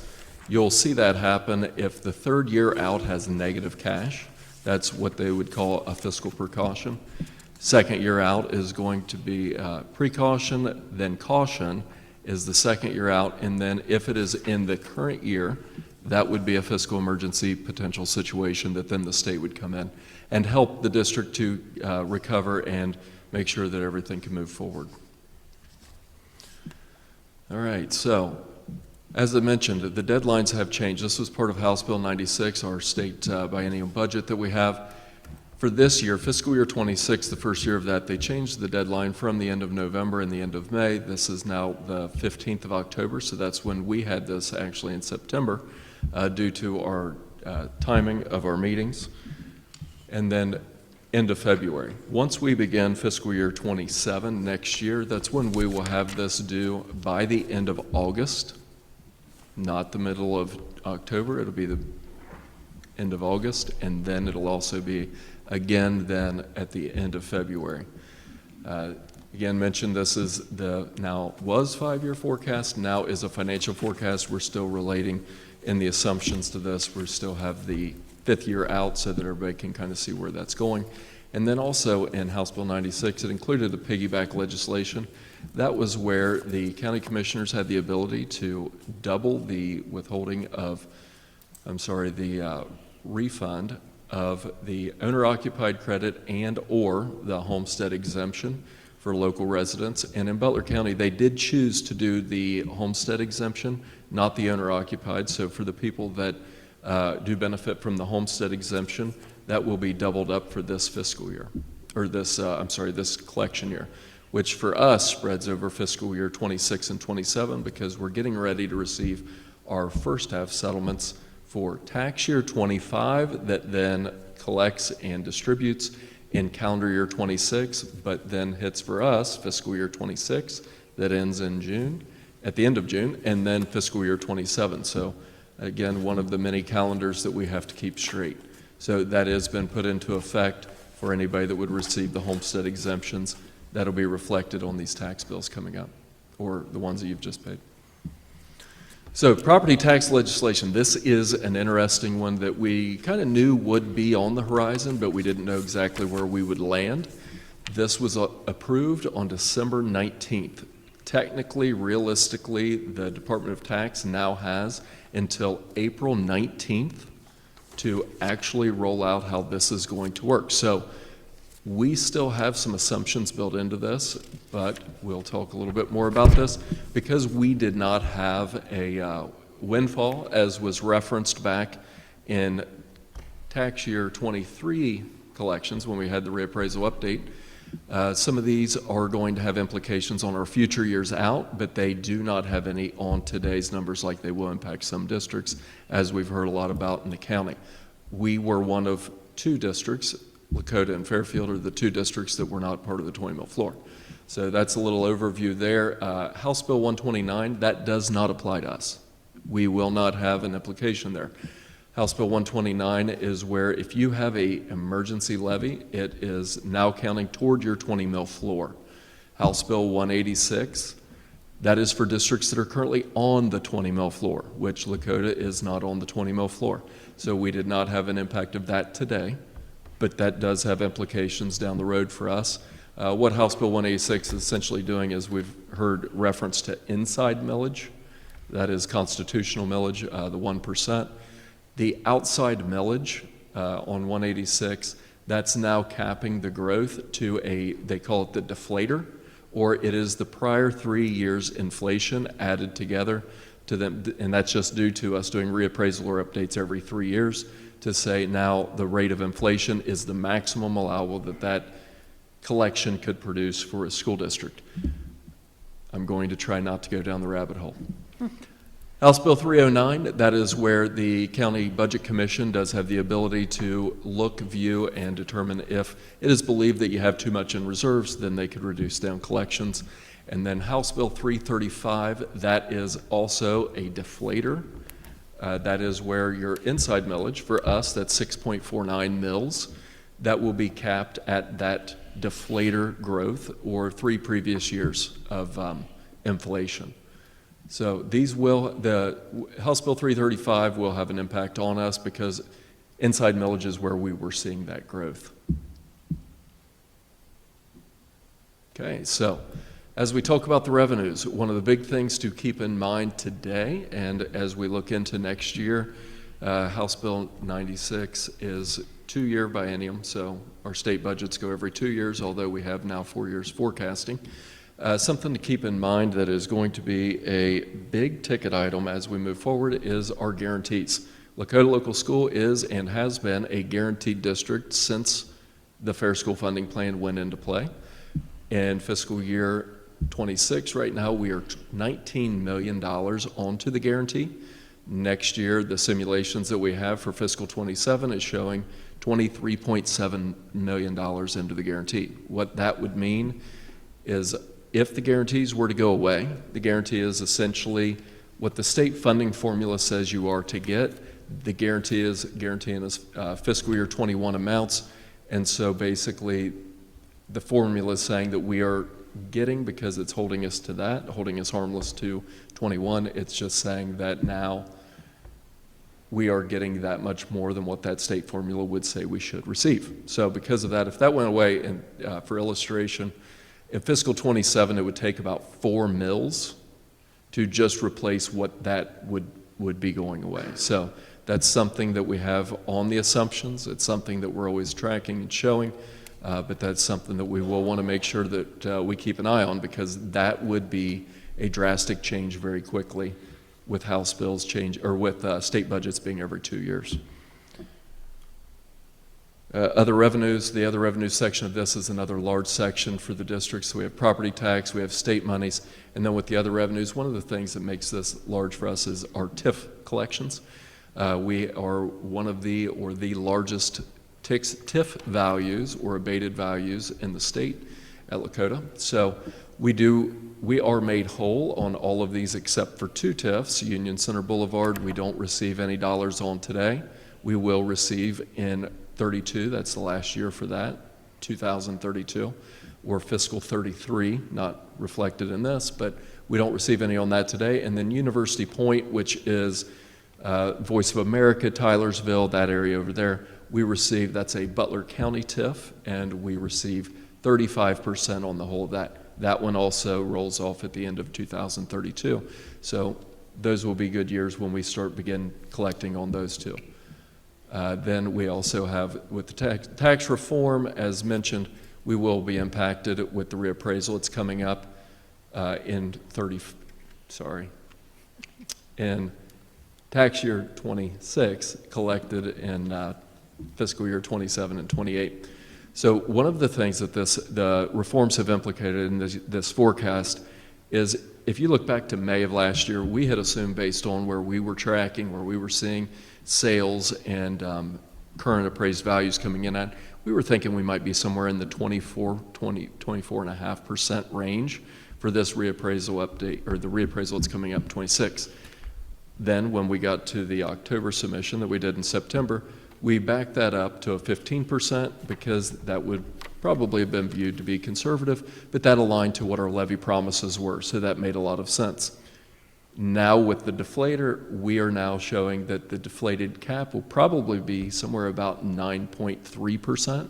So although values may be able to go up higher, which would then continue to roll back, on the inside millage that we were able to get all of that increase off of, now we are going to be capped at a 9% there. That's just making our future forecasted revenues come in lower than what we had initially forecasted, and something that we'll have to keep an eye on as we move forward. On the expense side, we've built in current staffing for next year. We've built this around where we're seeing retirements come in. We have a lot of them on the agenda for this evening, but based on that, retirement replacements and so forth, That's where we're going to catch that in the staffing side. Health cares, we're obviously keeping a close eye on that. Since we've went self-insured, we have seen a lot of increases in that over time. We've put in some different plans and processes that have hopefully begun to stabilize that as we move forward. And then as is going to become very important as, with the property tax reform capping the revenues, just working together closely to have a close eye on programming, facility impacts, as we've talked about the facility project. We'll have another meeting on that, but programming and how that aligns with timing and everything. Then finally, we have the transfers. Transfers, as mentioned with curriculum, these are things that we've been able to put in place that are consistent ways that we're doing business. These aren't things that are going to change year over year, so we're putting the reserves out there so that we can put better bids out to do better, get better price points, and stabilize that. So on a high level overview, this chart is reflecting our true days cash. You'll see the bottom line, you'll see a top line and a middle line. What that top line represented, this was something that we had prior to development and building of the reserve accounts, is that was representative of the 150-day cash line, which we had been above. That is a line that per policy, the superintendent would be able to then come forward, bring planning, and kind of one-time items could be used off of a strategic plan to be purchased at that point. 90 days is that middle line. The 90 days line is where our policy states that when we are below that line, then we need to have a plan coming forward, with the bottom line being a 30-day cash, where that's typically going to be viewed as when a district needs to be very aware of what the plan is coming forward. One of the things that I've mentioned in previous submissions of this, and we will continue to mention, when we have developed reserve accounts, that also takes pressure off of the true days cash to a degree. That doesn't mean that we get reckless by any means. It doesn't mean that we throw out bidding processes or we don't pay attention to costs, because we definitely do that. But what that is this is allowing us to stabilize some of the peaks and valleys that we may have had by removing some of those expenditures that we know are going to be reoccurring over to the permanent improvement fund or a severance fund. We also have that established, so that then timing doesn't necessarily have as big of a concern on expense year over year. So that's been helpful for our operations to be able to make these purchases based on bidding, based on multi-year bids, to get better price points and timing so that the implementation goes more seamlessly. So finally, we'll get to the planning part.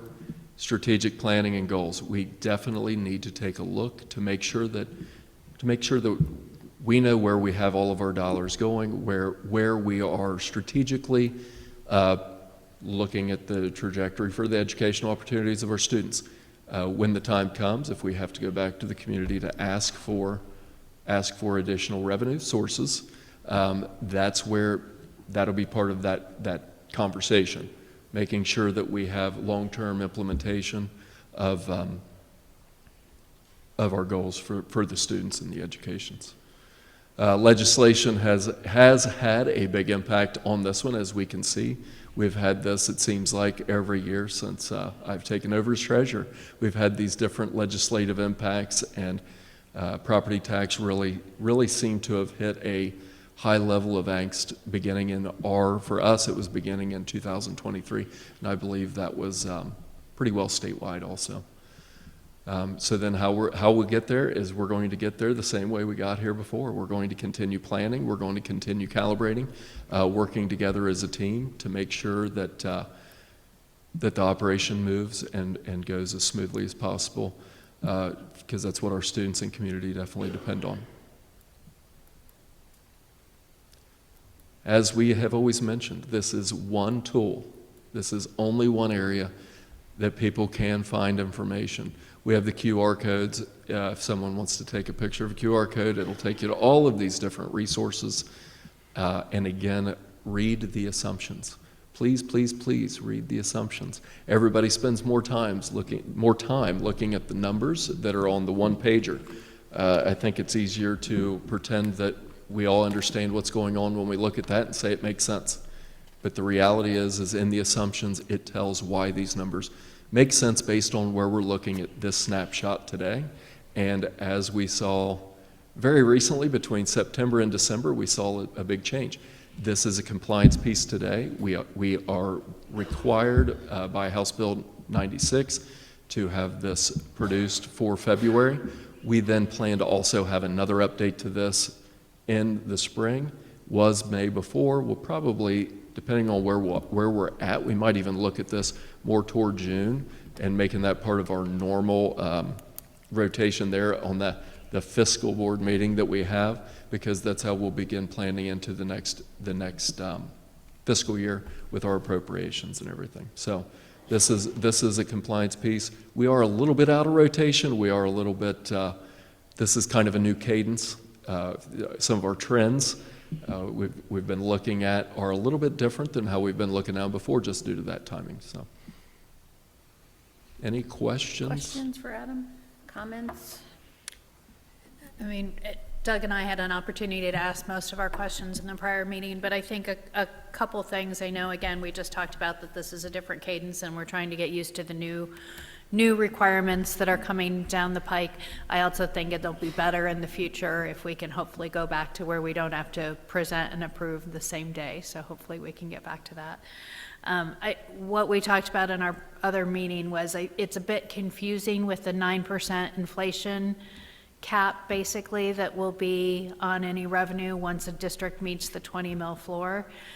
So even though property values will go up more than 9%, it's modeled at 9%, which sounds like a lot, but if you also think that that's a catch up for 3 years, so it's really 3% a year, I think is a good way to look at it. That is correct. And also an interesting thing to look at is if you look at our past history of reappraisal and updates over the last 30 years, I actually have looked at this.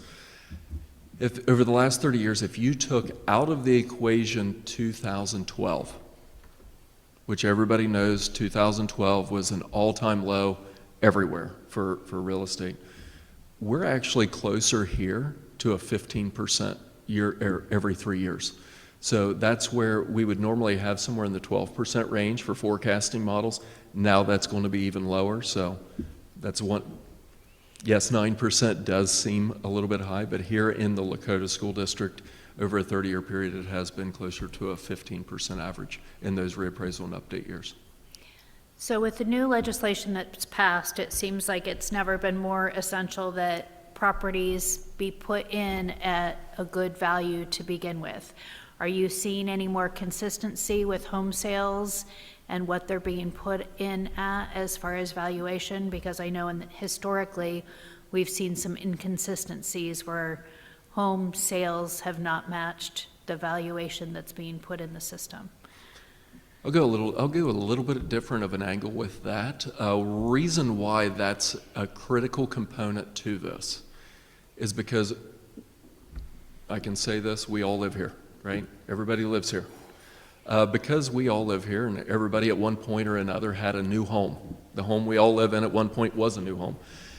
When those values come in at a fair market value with what they are actually appraised or what they're actually purchased for to be worth, that increases our tax base. And by increasing that tax base, it generates additional dollars for us. That's why we always talk about new construction's so great. It generates those additional dollars. And that's part of the way that for 13 years now, we've been able to, on top of some budget changes and whatnot, we've been able to maintain not having to go back to our tax base for additional dollars. So as a whole, we want those to go in as fairly as they possibly can, especially with a new construction, because that's where we would then generate those dollars that keeps deferring when we would have to ask a community as a whole to fund us with additional. So back to the question though, are you seeing any more consistency where those values are going in at what they're selling for? If what we're seeing is accurate, then we will begin seeing a closer comparison to that once the 2026 reappraisal tables get added in, because they currently add those in every 6 years. So what we have been told when we were seeing some of these is if these went in 2020, the tables don't get updated again until 2026. So although we are fortunate to live in a place that has a lot of growth, due to that, the growth may be outpacing those tables substantially.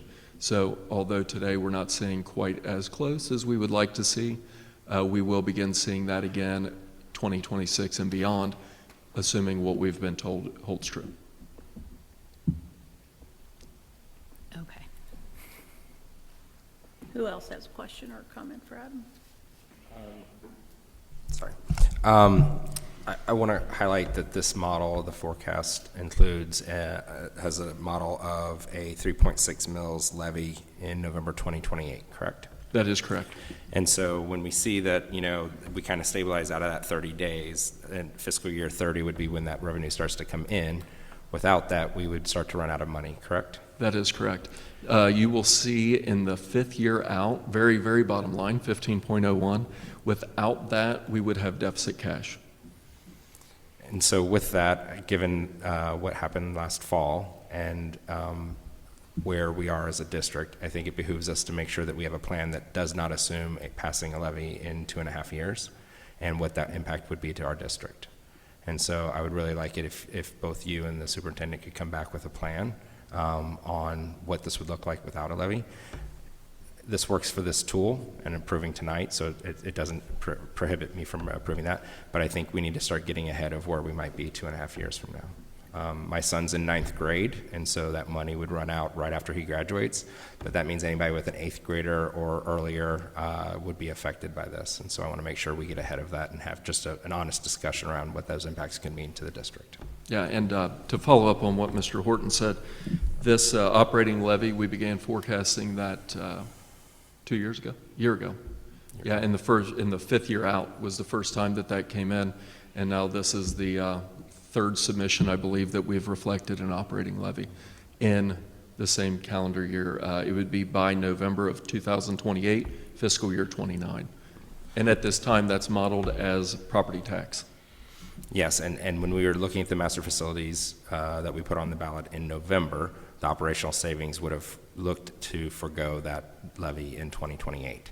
And so now that issue didn't pass, I think it behooves us to make sure that we have a plan to how we would make sure that we don't go into deficit spending for the district. Absolutely. Alex, Ben, do you have a question? I'm sorry, did I finish? Yeah. Question, comment, anything? A couple of random questions I guess I'll throw out there. So one of them would be, and this is buried deep in your assumptions, one of the things that I see a lot of people confused about, or when they're talking to me at the grocery store or whatever, they were under the impression that the casino revenues or the gambling revenues were going to come in and, take care of all of our, financial issues. Obviously, I think if you look, it's like 1% of our revenue. Is there any other thing you'd like to add onto that as far as explaining how that came to be? I will tell you an interesting thing about the casino revenues. So the casino revenues continue to increase on a per pupil basis. That is the truth. We are getting around $70 per pupil. And the reason for that is the distribution, the amount that the state distributes off of the casino revenue, it has increased over the last 3 years by about $300,000. However, the total enrollment at the state level, when you look at the entire state, the total enrollment is down by around 40,000 students. That's why the percentages keep increasing. So that's why the amount per pupil keeps increasing. So it really hasn't been although it is nice, we're generating around $600,000 on casino revenue per year total. It's a twice a year distribution, once in August and again in January. It's not been a silver bullet that has prevented anybody's deficits or anything like that. Okay, another question I had is, I just want to make sure I understand kind of some of the related facts to the questions that Julie was asking. So when we have a new home that's valued lower than it potentially was sold for. Before, after, let's say 5-10 years, eventually it would catch up with kind of what the actual market value is. Is that correct? Is that what we kind of had seen in the past? That is correct. That is, it does catch up. It would catch up at every reappraisal or update. However, at the point of new construction, when it goes on, that's the point that it increases your tax base. When it comes through a reappraisal or an update, that decreases your effective millage. So because of that, it does benefit everybody in paying a little bit less, but then in the longer term, that could result in a tax base that then has a lot of catch up and could see big increases in a reappraisal or an update as well, kind of maybe like what we've experienced at the 38% in 2023. Gotcha. Probably would be a good idea that we could get Auditor Nix to come. If she's come to a board meeting before, maybe get Auditor Nix to come and review some of these things. With this being a reappraisal year coming up, she'll probably be busy, but I know with us being the biggest school district in the county, she would probably be happy to come in and talk about that, because as we've heard many times referenced, we make up 60% of a tax bill. True that. Yeah. And I guess, so continuing that thread in the scenario where we are kind of in that catch-up phase every time we have a reevaluation, we kind of say, all right, here's how much valuation we have, and we recalculate the effective millage for everyone, correct? Not exactly. The county auditor sets us, we technically, well, not us. Yeah, okay. We technically don't have anything to do with right. that. We just get the revenues based on what they come through us. So the county auditor in a reappraisal or update will present to the State Department of Tax what they believe that the values should be for their tax base. And then the Department of Tax can either appeal, adjust, and then there can be some, my understanding, again, we should probably have Auditor Nix come to give a much better description of this than I'll be able to. But then they'll have some back and forth, and then finally at the end of the day, it's going to be the Department of Tax that says, here's what the values are going to be. So technically that does come from Columbus, and then they apply the effective rates from Columbus down to the county based on those values and the type of values that came in. As mentioned, like the new construction being a value that doesn't decrease the effective millage, that increases the collection base. Okay, and then just so I understand, when we have this, something like what we were describing happen, let's say we're in catch-up mode for some of the newer construction, we still take the same, it is calculated out that, the millage is spread out for everyone, and since the newer construction homes don't have the growth opportunity that potentially actually happened, then the kind of older construction, that's where kind of some of that shifts to? Is that how that calculation would kind of net out?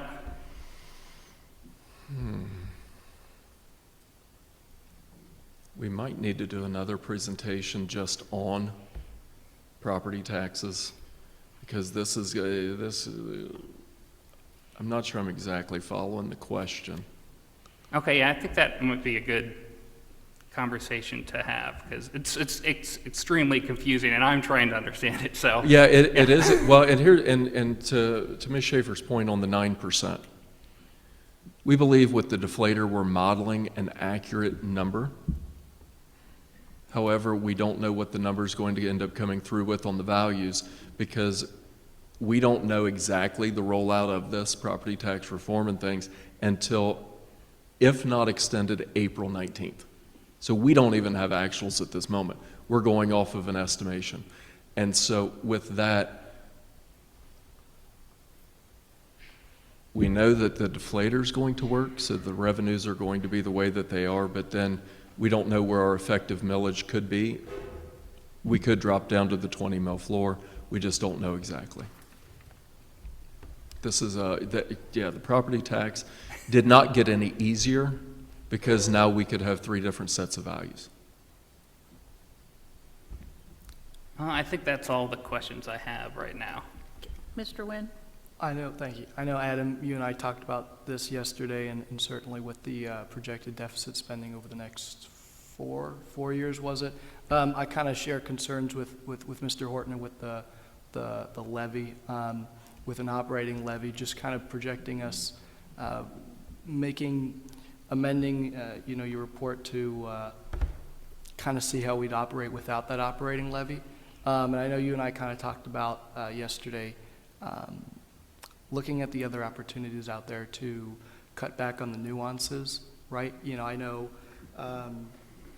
Dr. Whiteley has talked about, what do we do without an operating levy? What do we do without future readiness, right? Cutting specials, cutting kindergarten. Not going on those extremes, but, identifying, and I guess this would also kind of tie into an educational question as well as a financial, but identifying areas where we can cut back on, those nuances that add up into tens of thousands of dollars. And that's just kind of what I would like to see. Other than that, I know you and I had like an hour and a half long conversation yesterday. But I thought it was a good report, so I appreciate it, Adam. Thank you. A couple of questions. The TIFs that come off at Union Center and the other one, do they have the ability to extend those without our permission or our knowledge? They do not. They do not. They actually, we did work with Westchester. Union Center Boulevard will be extended for another 30 years beyond calendar year 32. However, once that extension kicks in, they have to make us 100% whole. Okay. So because of that, instead of those revenues flowing up to line 1.010, they're currently nowhere. We currently don't have them anywhere on the forecast. But instead of them falling up in 1.010, they will come into 1.060, or it'll extend that line. And the assumptions, we really have it broken out. That line that's the TIF payments, that'll go up even further. Okay. Yeah, so within the model, we're tracking the values of those also, so that once they do come in, we can have an accurate number there. So 309, giving the Butler County budget tax person the ability to tell us how much reserve we can have. Is there a cap, like a percentage of when they can intervene and say, we're not collecting anymore because you have too much? Is it 15% of our budget, 20% of our budget? In the world that I'm working in, that's where it's created a lot of angst. And the reason for that is because depending on the Budget Commission, there can be a much different perspective on what could or would be viewed as appropriate for carryover balances and collections. And that's where there are some counties that they have already, I believe it was, I don't think I'm saying that, I'm wanting to say Lorain County, but I don't think that's correct, where they've already actually pulled back a collection on locals before. So that's creating some angst. But again, I believe that here in Butler County, with the Budget Commission that we have, having very detailed 5-year forecast assumptions is going to be a tool that's going to be very useful if we ever found ourselves in that situation where we were reviewing with the Budget Commission what our plans are, what we're doing with this money. I think where a lot of that came in was when people view that people don't have plans. Then why is the money good in our bank account and not residents? That's, I believe, a perspective, but I can very confidently argue that with any Budget Commission that we could face on why we do have plans, why we do forecast the way that we do, and where we're going with this. Can you just really quickly, in 5th grade terms, explain with new construction, how we get, because the millage doesn't change. We pass a levy for 10 mills and we never collect more than 10 mills. But when people hear new construction, they think we're getting a windfall. Can you explain how new construction does benefit? I mean, new construction benefits the community because now there's more people to share the 10 mills, or I'm making up the millage, than there were. But can you explain how? I'll try to explain this as simply as I possibly can. 5th grade terms. I am personally the only home in Lakota, and I'm worth $100,000. And we collect $1,000, you know, it's 10 mils, let's say, whatever. I'm completely making this up. It's not even right. However, if now, over a longer period of time, I am valued at $1 million, then my millage comes down and I still collect $1,000. So even though the value went up, the millage went down. If I was then now valued at $100,000 and that was, or sorry, $1 million and it collected $100,000, well, at that point, let's say the millage now, another home got built and it was a $100,000 home. Now, if I'm trying, now I screwed up my millage calculation in my head, but now we would actually collect $1,100 because a new construction came in, and that millage was lower because of the growth here, but it's now collecting off of that. That was definitely not fifth grade. Well, I just Might have been eighth. There's not, I think I want the community to understand, because we hear all the time, there's all these subdivisions going in, you're getting tons more money. And we're not getting a ton more money. No, a great example of here in a complicated district that we are in. This is a very complicated district. We have a very complicated tax base because we have high values in abatements. Great example would be down from where I live. We have a Stony Brook subdivision that's going in. It's supposed to have 219 homes. However, the 219 homes that we have, those are annexed Monroe property. That TIF was a 30-year TIF that had 10 years left on it. We would get 25% of that until the end of year 10. Now, we did have that on at a previous meeting to extend that so that we could be made whole. Again, we would then be made whole and keep those values off, hopefully to benefit at the state level. But because of that, new construction here doesn't always mean that we're getting 100% of the new values. Stony Brook being a great example of that. That's what I was getting at. Okay. And just, I think I want to remind the community too, like I think you said it earlier, the 5-year forecast is a snapshot in time.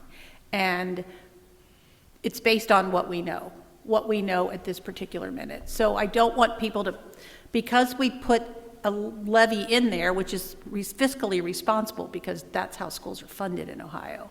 When you put a levy in there, it's just because at this particular second, we have seen over the past years that the 5-year forecast can change for the better, like most, from prediction to prediction. So I don't want anybody to panic just because there's an operating levy in a 5-year forecast. Again, snapshot in time. That could change 100 times between now and the year that it's in there. So, any other questions for Mr. Zink? Yeah, actually, I told a previous district that I worked for, when you get to that deficit cash, if you didn't forecast a levy, then we would be forecasting that the state will come in. Yeah.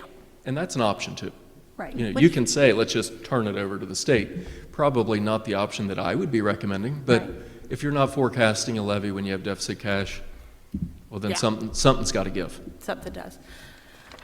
We appreciate it. Thank you. Anybody else? Dr. Riley, did you have anything for Mr. Zink? Make that poor man sit down. Property tax. Okay, board action items. I'm going to separate these out. So I would like a motion for 9A to approve a half-day per diem for the treasurer for attending the board retreat on a contracted holiday per the work calendar of February 16, 2026, in addition to their current contract amount of pay. Do I have a motion? Do I have a second? Second. Do I have discussion? I have a question. How did we get to a point where we scheduled this on a contracted holiday? I mean, I can say, yes, I'm free, but...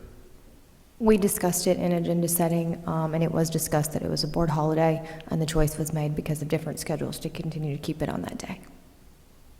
Whose schedule, if I might ask? Well, we were working with schedules around just work schedules and travel schedules and things, and so we were looking at a Monday or Friday. The Monday that came up happened to be a board retreat. It was mentioned that it was a board holiday, but it said that that still worked for everyone. And if you remember, then I started to put that in my board update to talk about if there were any conflicts. When we didn't hear any conflicts, we kept that day. Conflicts with the board, but what about, I mean, why would the holiday have been considered a conflict? It is considered for Adam and I a board holiday on our work calendar, and therefore not normally an official day of work, which is why you see item A on the agenda. There was no mention of that at the time of the discussion of the scheduling, so we did not realize that this would be an issue that would come up. We realized it was a holiday, and it was agreed upon, and so then, because it is a holiday and it conflicts with work calendars, then the request was made. Okay.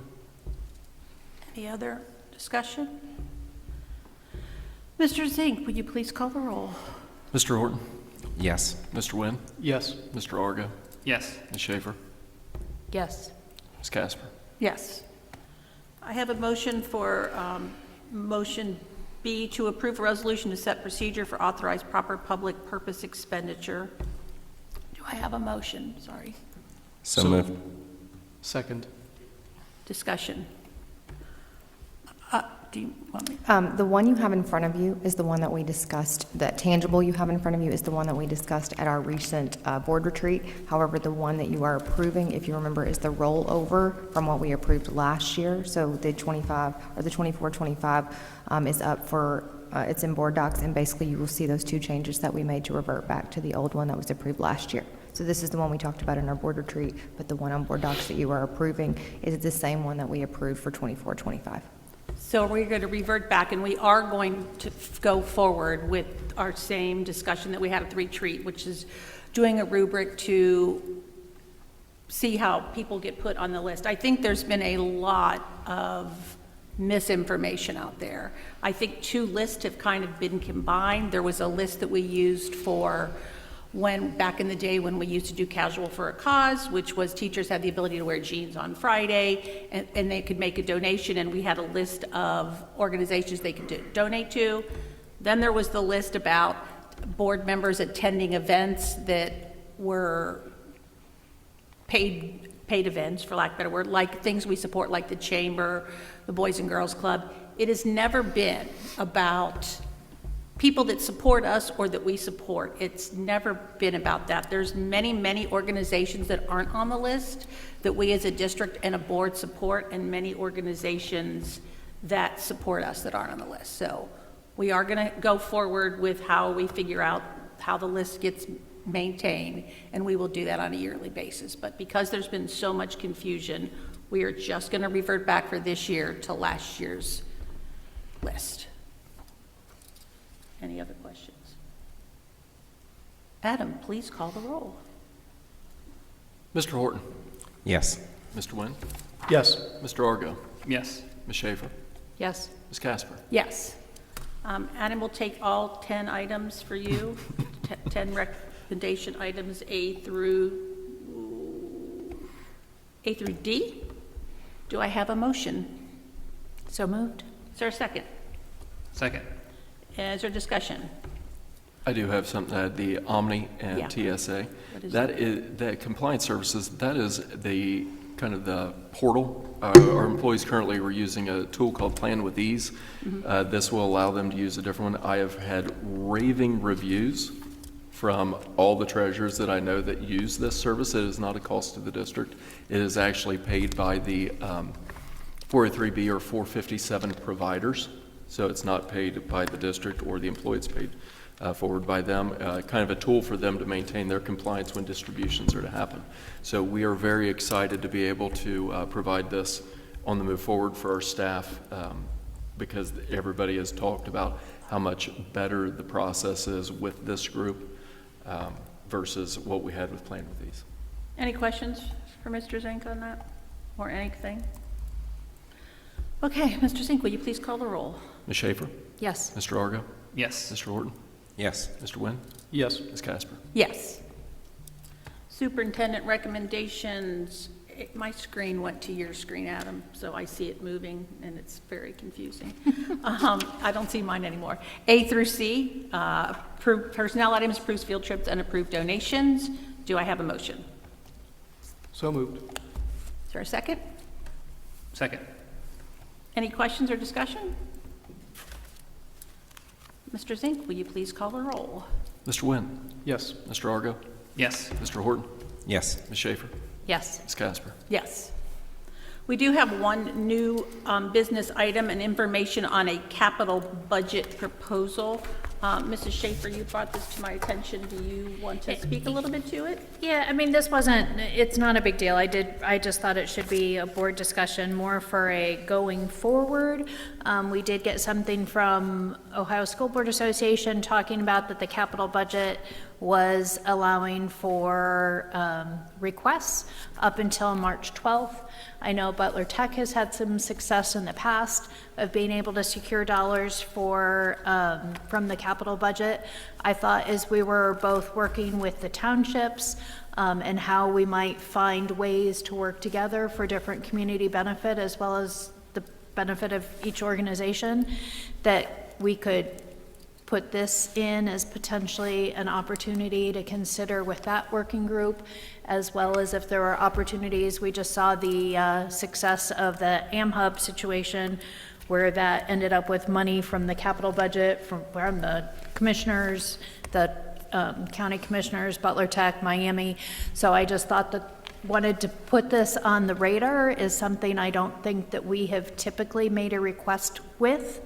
But as we're seeing these partnerships become more supported, that I thought there might be an opportunity in the future for more cross collaboration and thinking of how might we make requests. And I think, again, at this point with it March 12th in this year, probably not something we can expect, because I also think by the time they've gone in, they've already done a lot of lobbying and they kind of know the probability of getting that. But I just wanted to have it on the radar going forward as something we could consider as a district and an opportunity.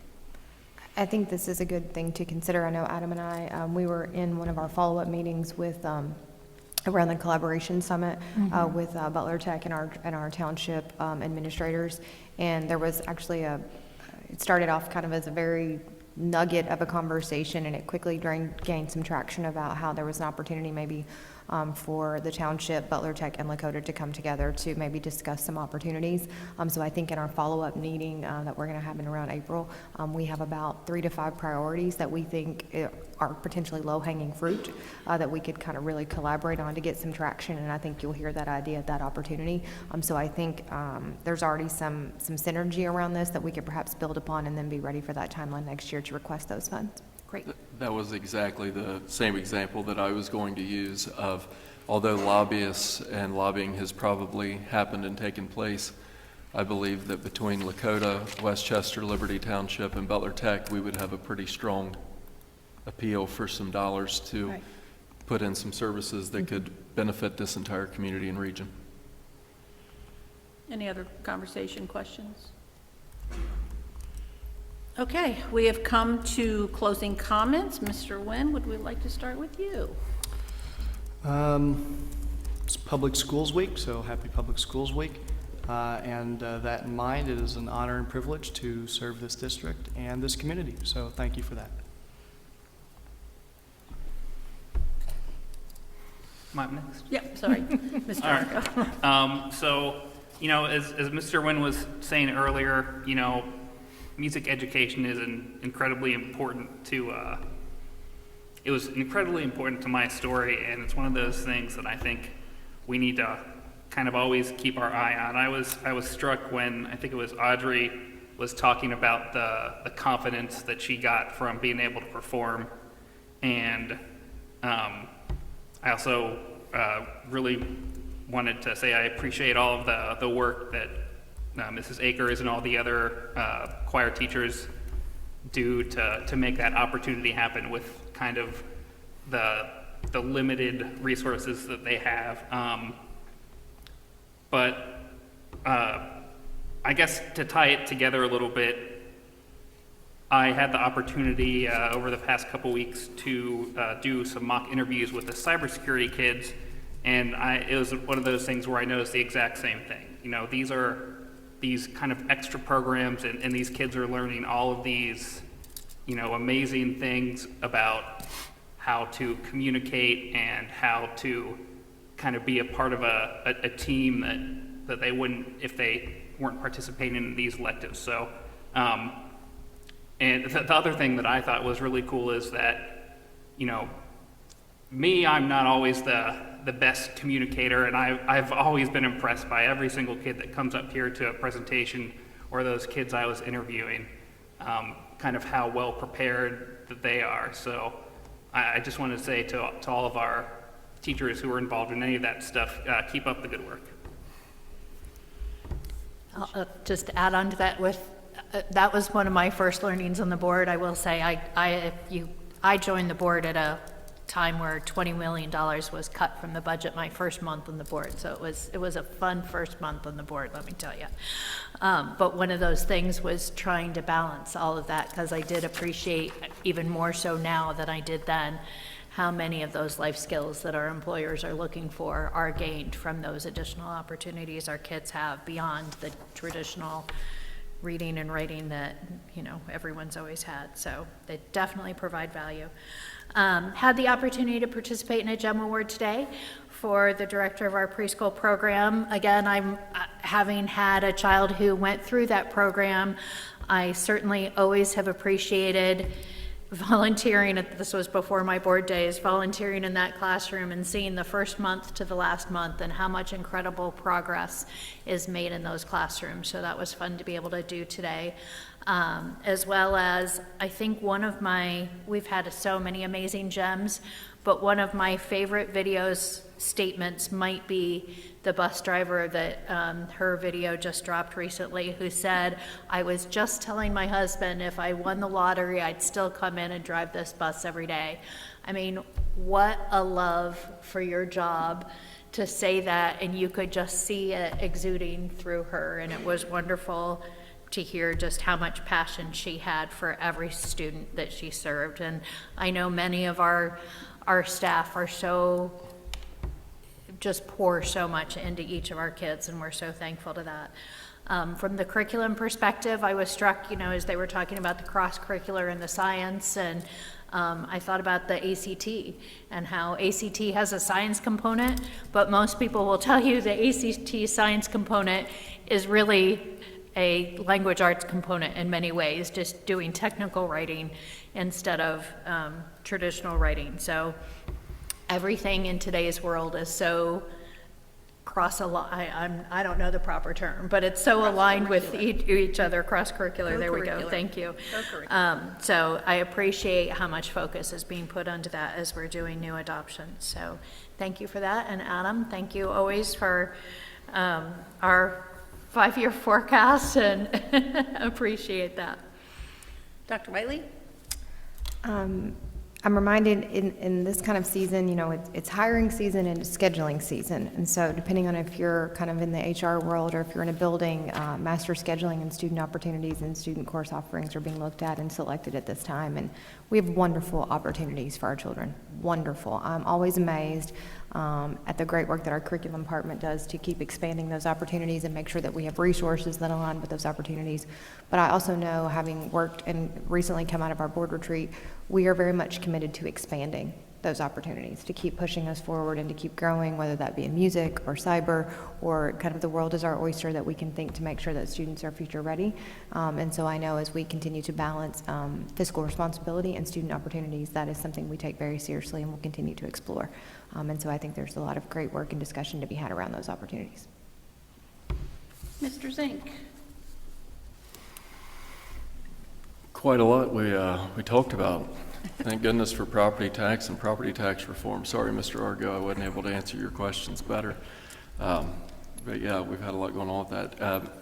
We've had a lot of change going on, and there has been a lot of talk communications about kind of where I'm at and what I've got going on. And so I have heard a lot of different rumors. Ms. Casper, me and her went to lunch on Friday, and she brought up that there's been rumors about I've been asked to leave Lakota local schools, and that is definitely not the case. I have been lucky enough to have been selected for a new position in the Montgomery County Education Service Center, and they have been more than gracious in working with us on what that transition timeline and everything would look like, so that we didn't put Lakota local schools in a bind.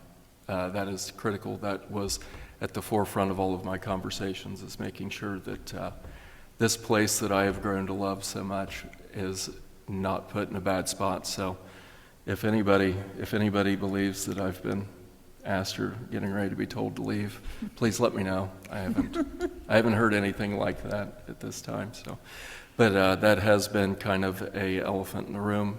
We've talked about that for going on a month now, and so kind of working on the next steps. We'll have a bigger announcement obviously later on, but I think I've been a little slow to want to talk about that because we've went through a lot in the last 3.5 years, and less drama is more, and we want that. I desperately want that for this place, so I don't want to make any of that about me. So just a decision that was made for me and my family. And you're here until August. Yeah, we're here. The forecast schedules have changed. I've worked with them on that, make sure that we have all of that stuff buttoned up. We have a contract negotiation. The show goes on. We have the show going on. It won't stop. But to make sure that as the board goes through the process of finding a new person to take this position, they have as clear of a runway as absolutely possible for as long as possible is what I want for whoever that new person may be. Mr. Horton. With my closing comments, I tend to like to try to celebrate our staff or our students, and so tonight I wanted to definitely do both of that. Last week we got to witness something pretty amazing in the district, which was groups of students had something that they wanted to say, and instead of reacting rashly, they reached out with intentional conversations with our administration and with their buildings to understand what they wanted to say, how they could say it, and what the repercussions of their actions could be. And the administration was forthright and held them accountable for what happened last week. Everything went off in a safe manner, and it was a really good opportunity for students to learn to use their voice and to grow and understand how they can participate both within the system that they're in and the systems that they want to be in. I think we saw from the community a lot of reactions, and what troubled me was some of the regardless of the content of what these students wanted to say, some of the reactions were attacking the students and calling them names. I think this showed the We Are Lakota spirit in that the fact that these students had the ability to talk with their administrators and their teachers and do things in a way that they understood the repercussions of their actions. And so I'm proud of how everything was handled in a safe manner last week. And I'm really proud of how the administration and the teachers and the students all behaved within that system. And I only wish that the people who are criticizing what happened last week would approach the situation with the same sort of maturity and intentional curiosity and discussions that our students showcased last week. Thank you. That all, Mr. Horton? Yeah. Okay. Yeah, I don't really have much except to say thank you, Mr. Zink. We know that's always a lot of work, the 5-year forecast or whatever it's called now, the financial forecast. And as hard as you try to get it out of the weeds, you just can't help yourself. It's just who you are. That's what we love about you. But thank you for that. And of course, the Student Spotlight, my favorite part of the meeting. Those kids are amazing, the way that they handle questions and the way that they answer questions and the way that the 7th graders that came back and talked about what it meant for them to be in the honor choir was really, like, I love seeing that. I love seeing that their confidence that they get from that. Other than that, we're getting near the end of the year. We are wrapping up sports seasons. Girls basketball tournament, I believe, is going on now. Boys starts next Tuesday. East and West, as we know, Lakota West finished the season undefeated. They were in the conference. They were the GMC champs, and so they do have a #1 state ranking. So it'll be fun to watch those games. And Lakota East they both play at the same time on the same day next week. So we'll have to divide and conquer.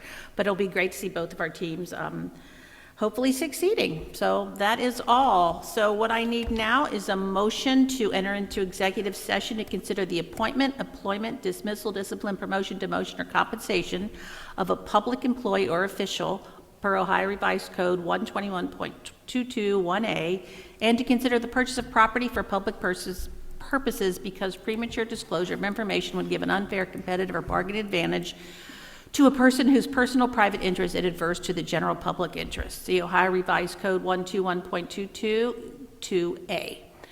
Do I have a motion? So moved. And a second? Second. Any discussion? Adam, will you please call the roll? Ms. Schaefer? Yes. Mr. Horton?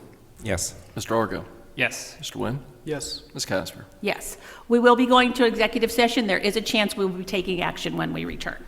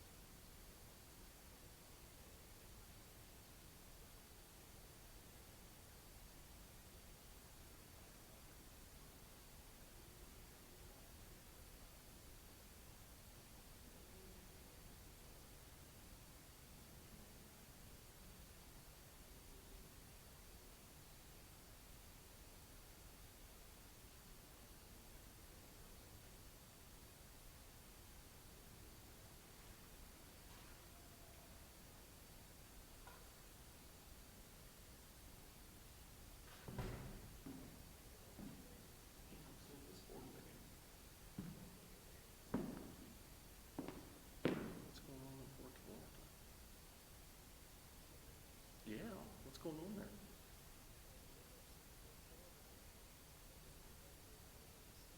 Where at?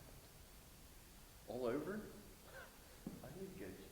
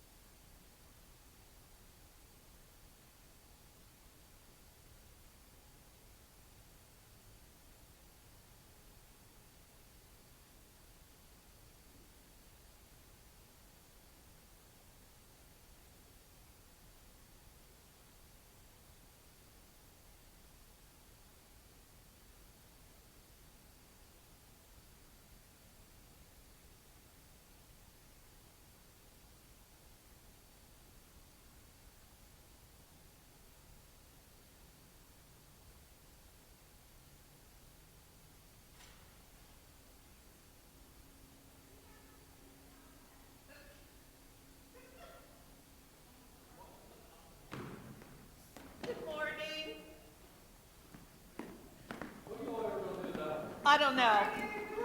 And we were not talking about you the whole time.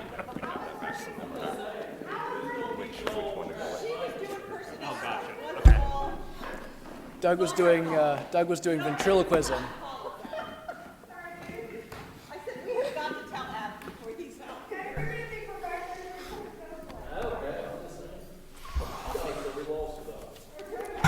That is true. Here's the action we're taking. For so many reasons. Okay, I have stopped the share. We're out of executive session, and I would like a motion to adjourn. So moved. Second. Any discussion? Hold on. Mr. Horton and Ms. Schaefer? Yes. No discussion.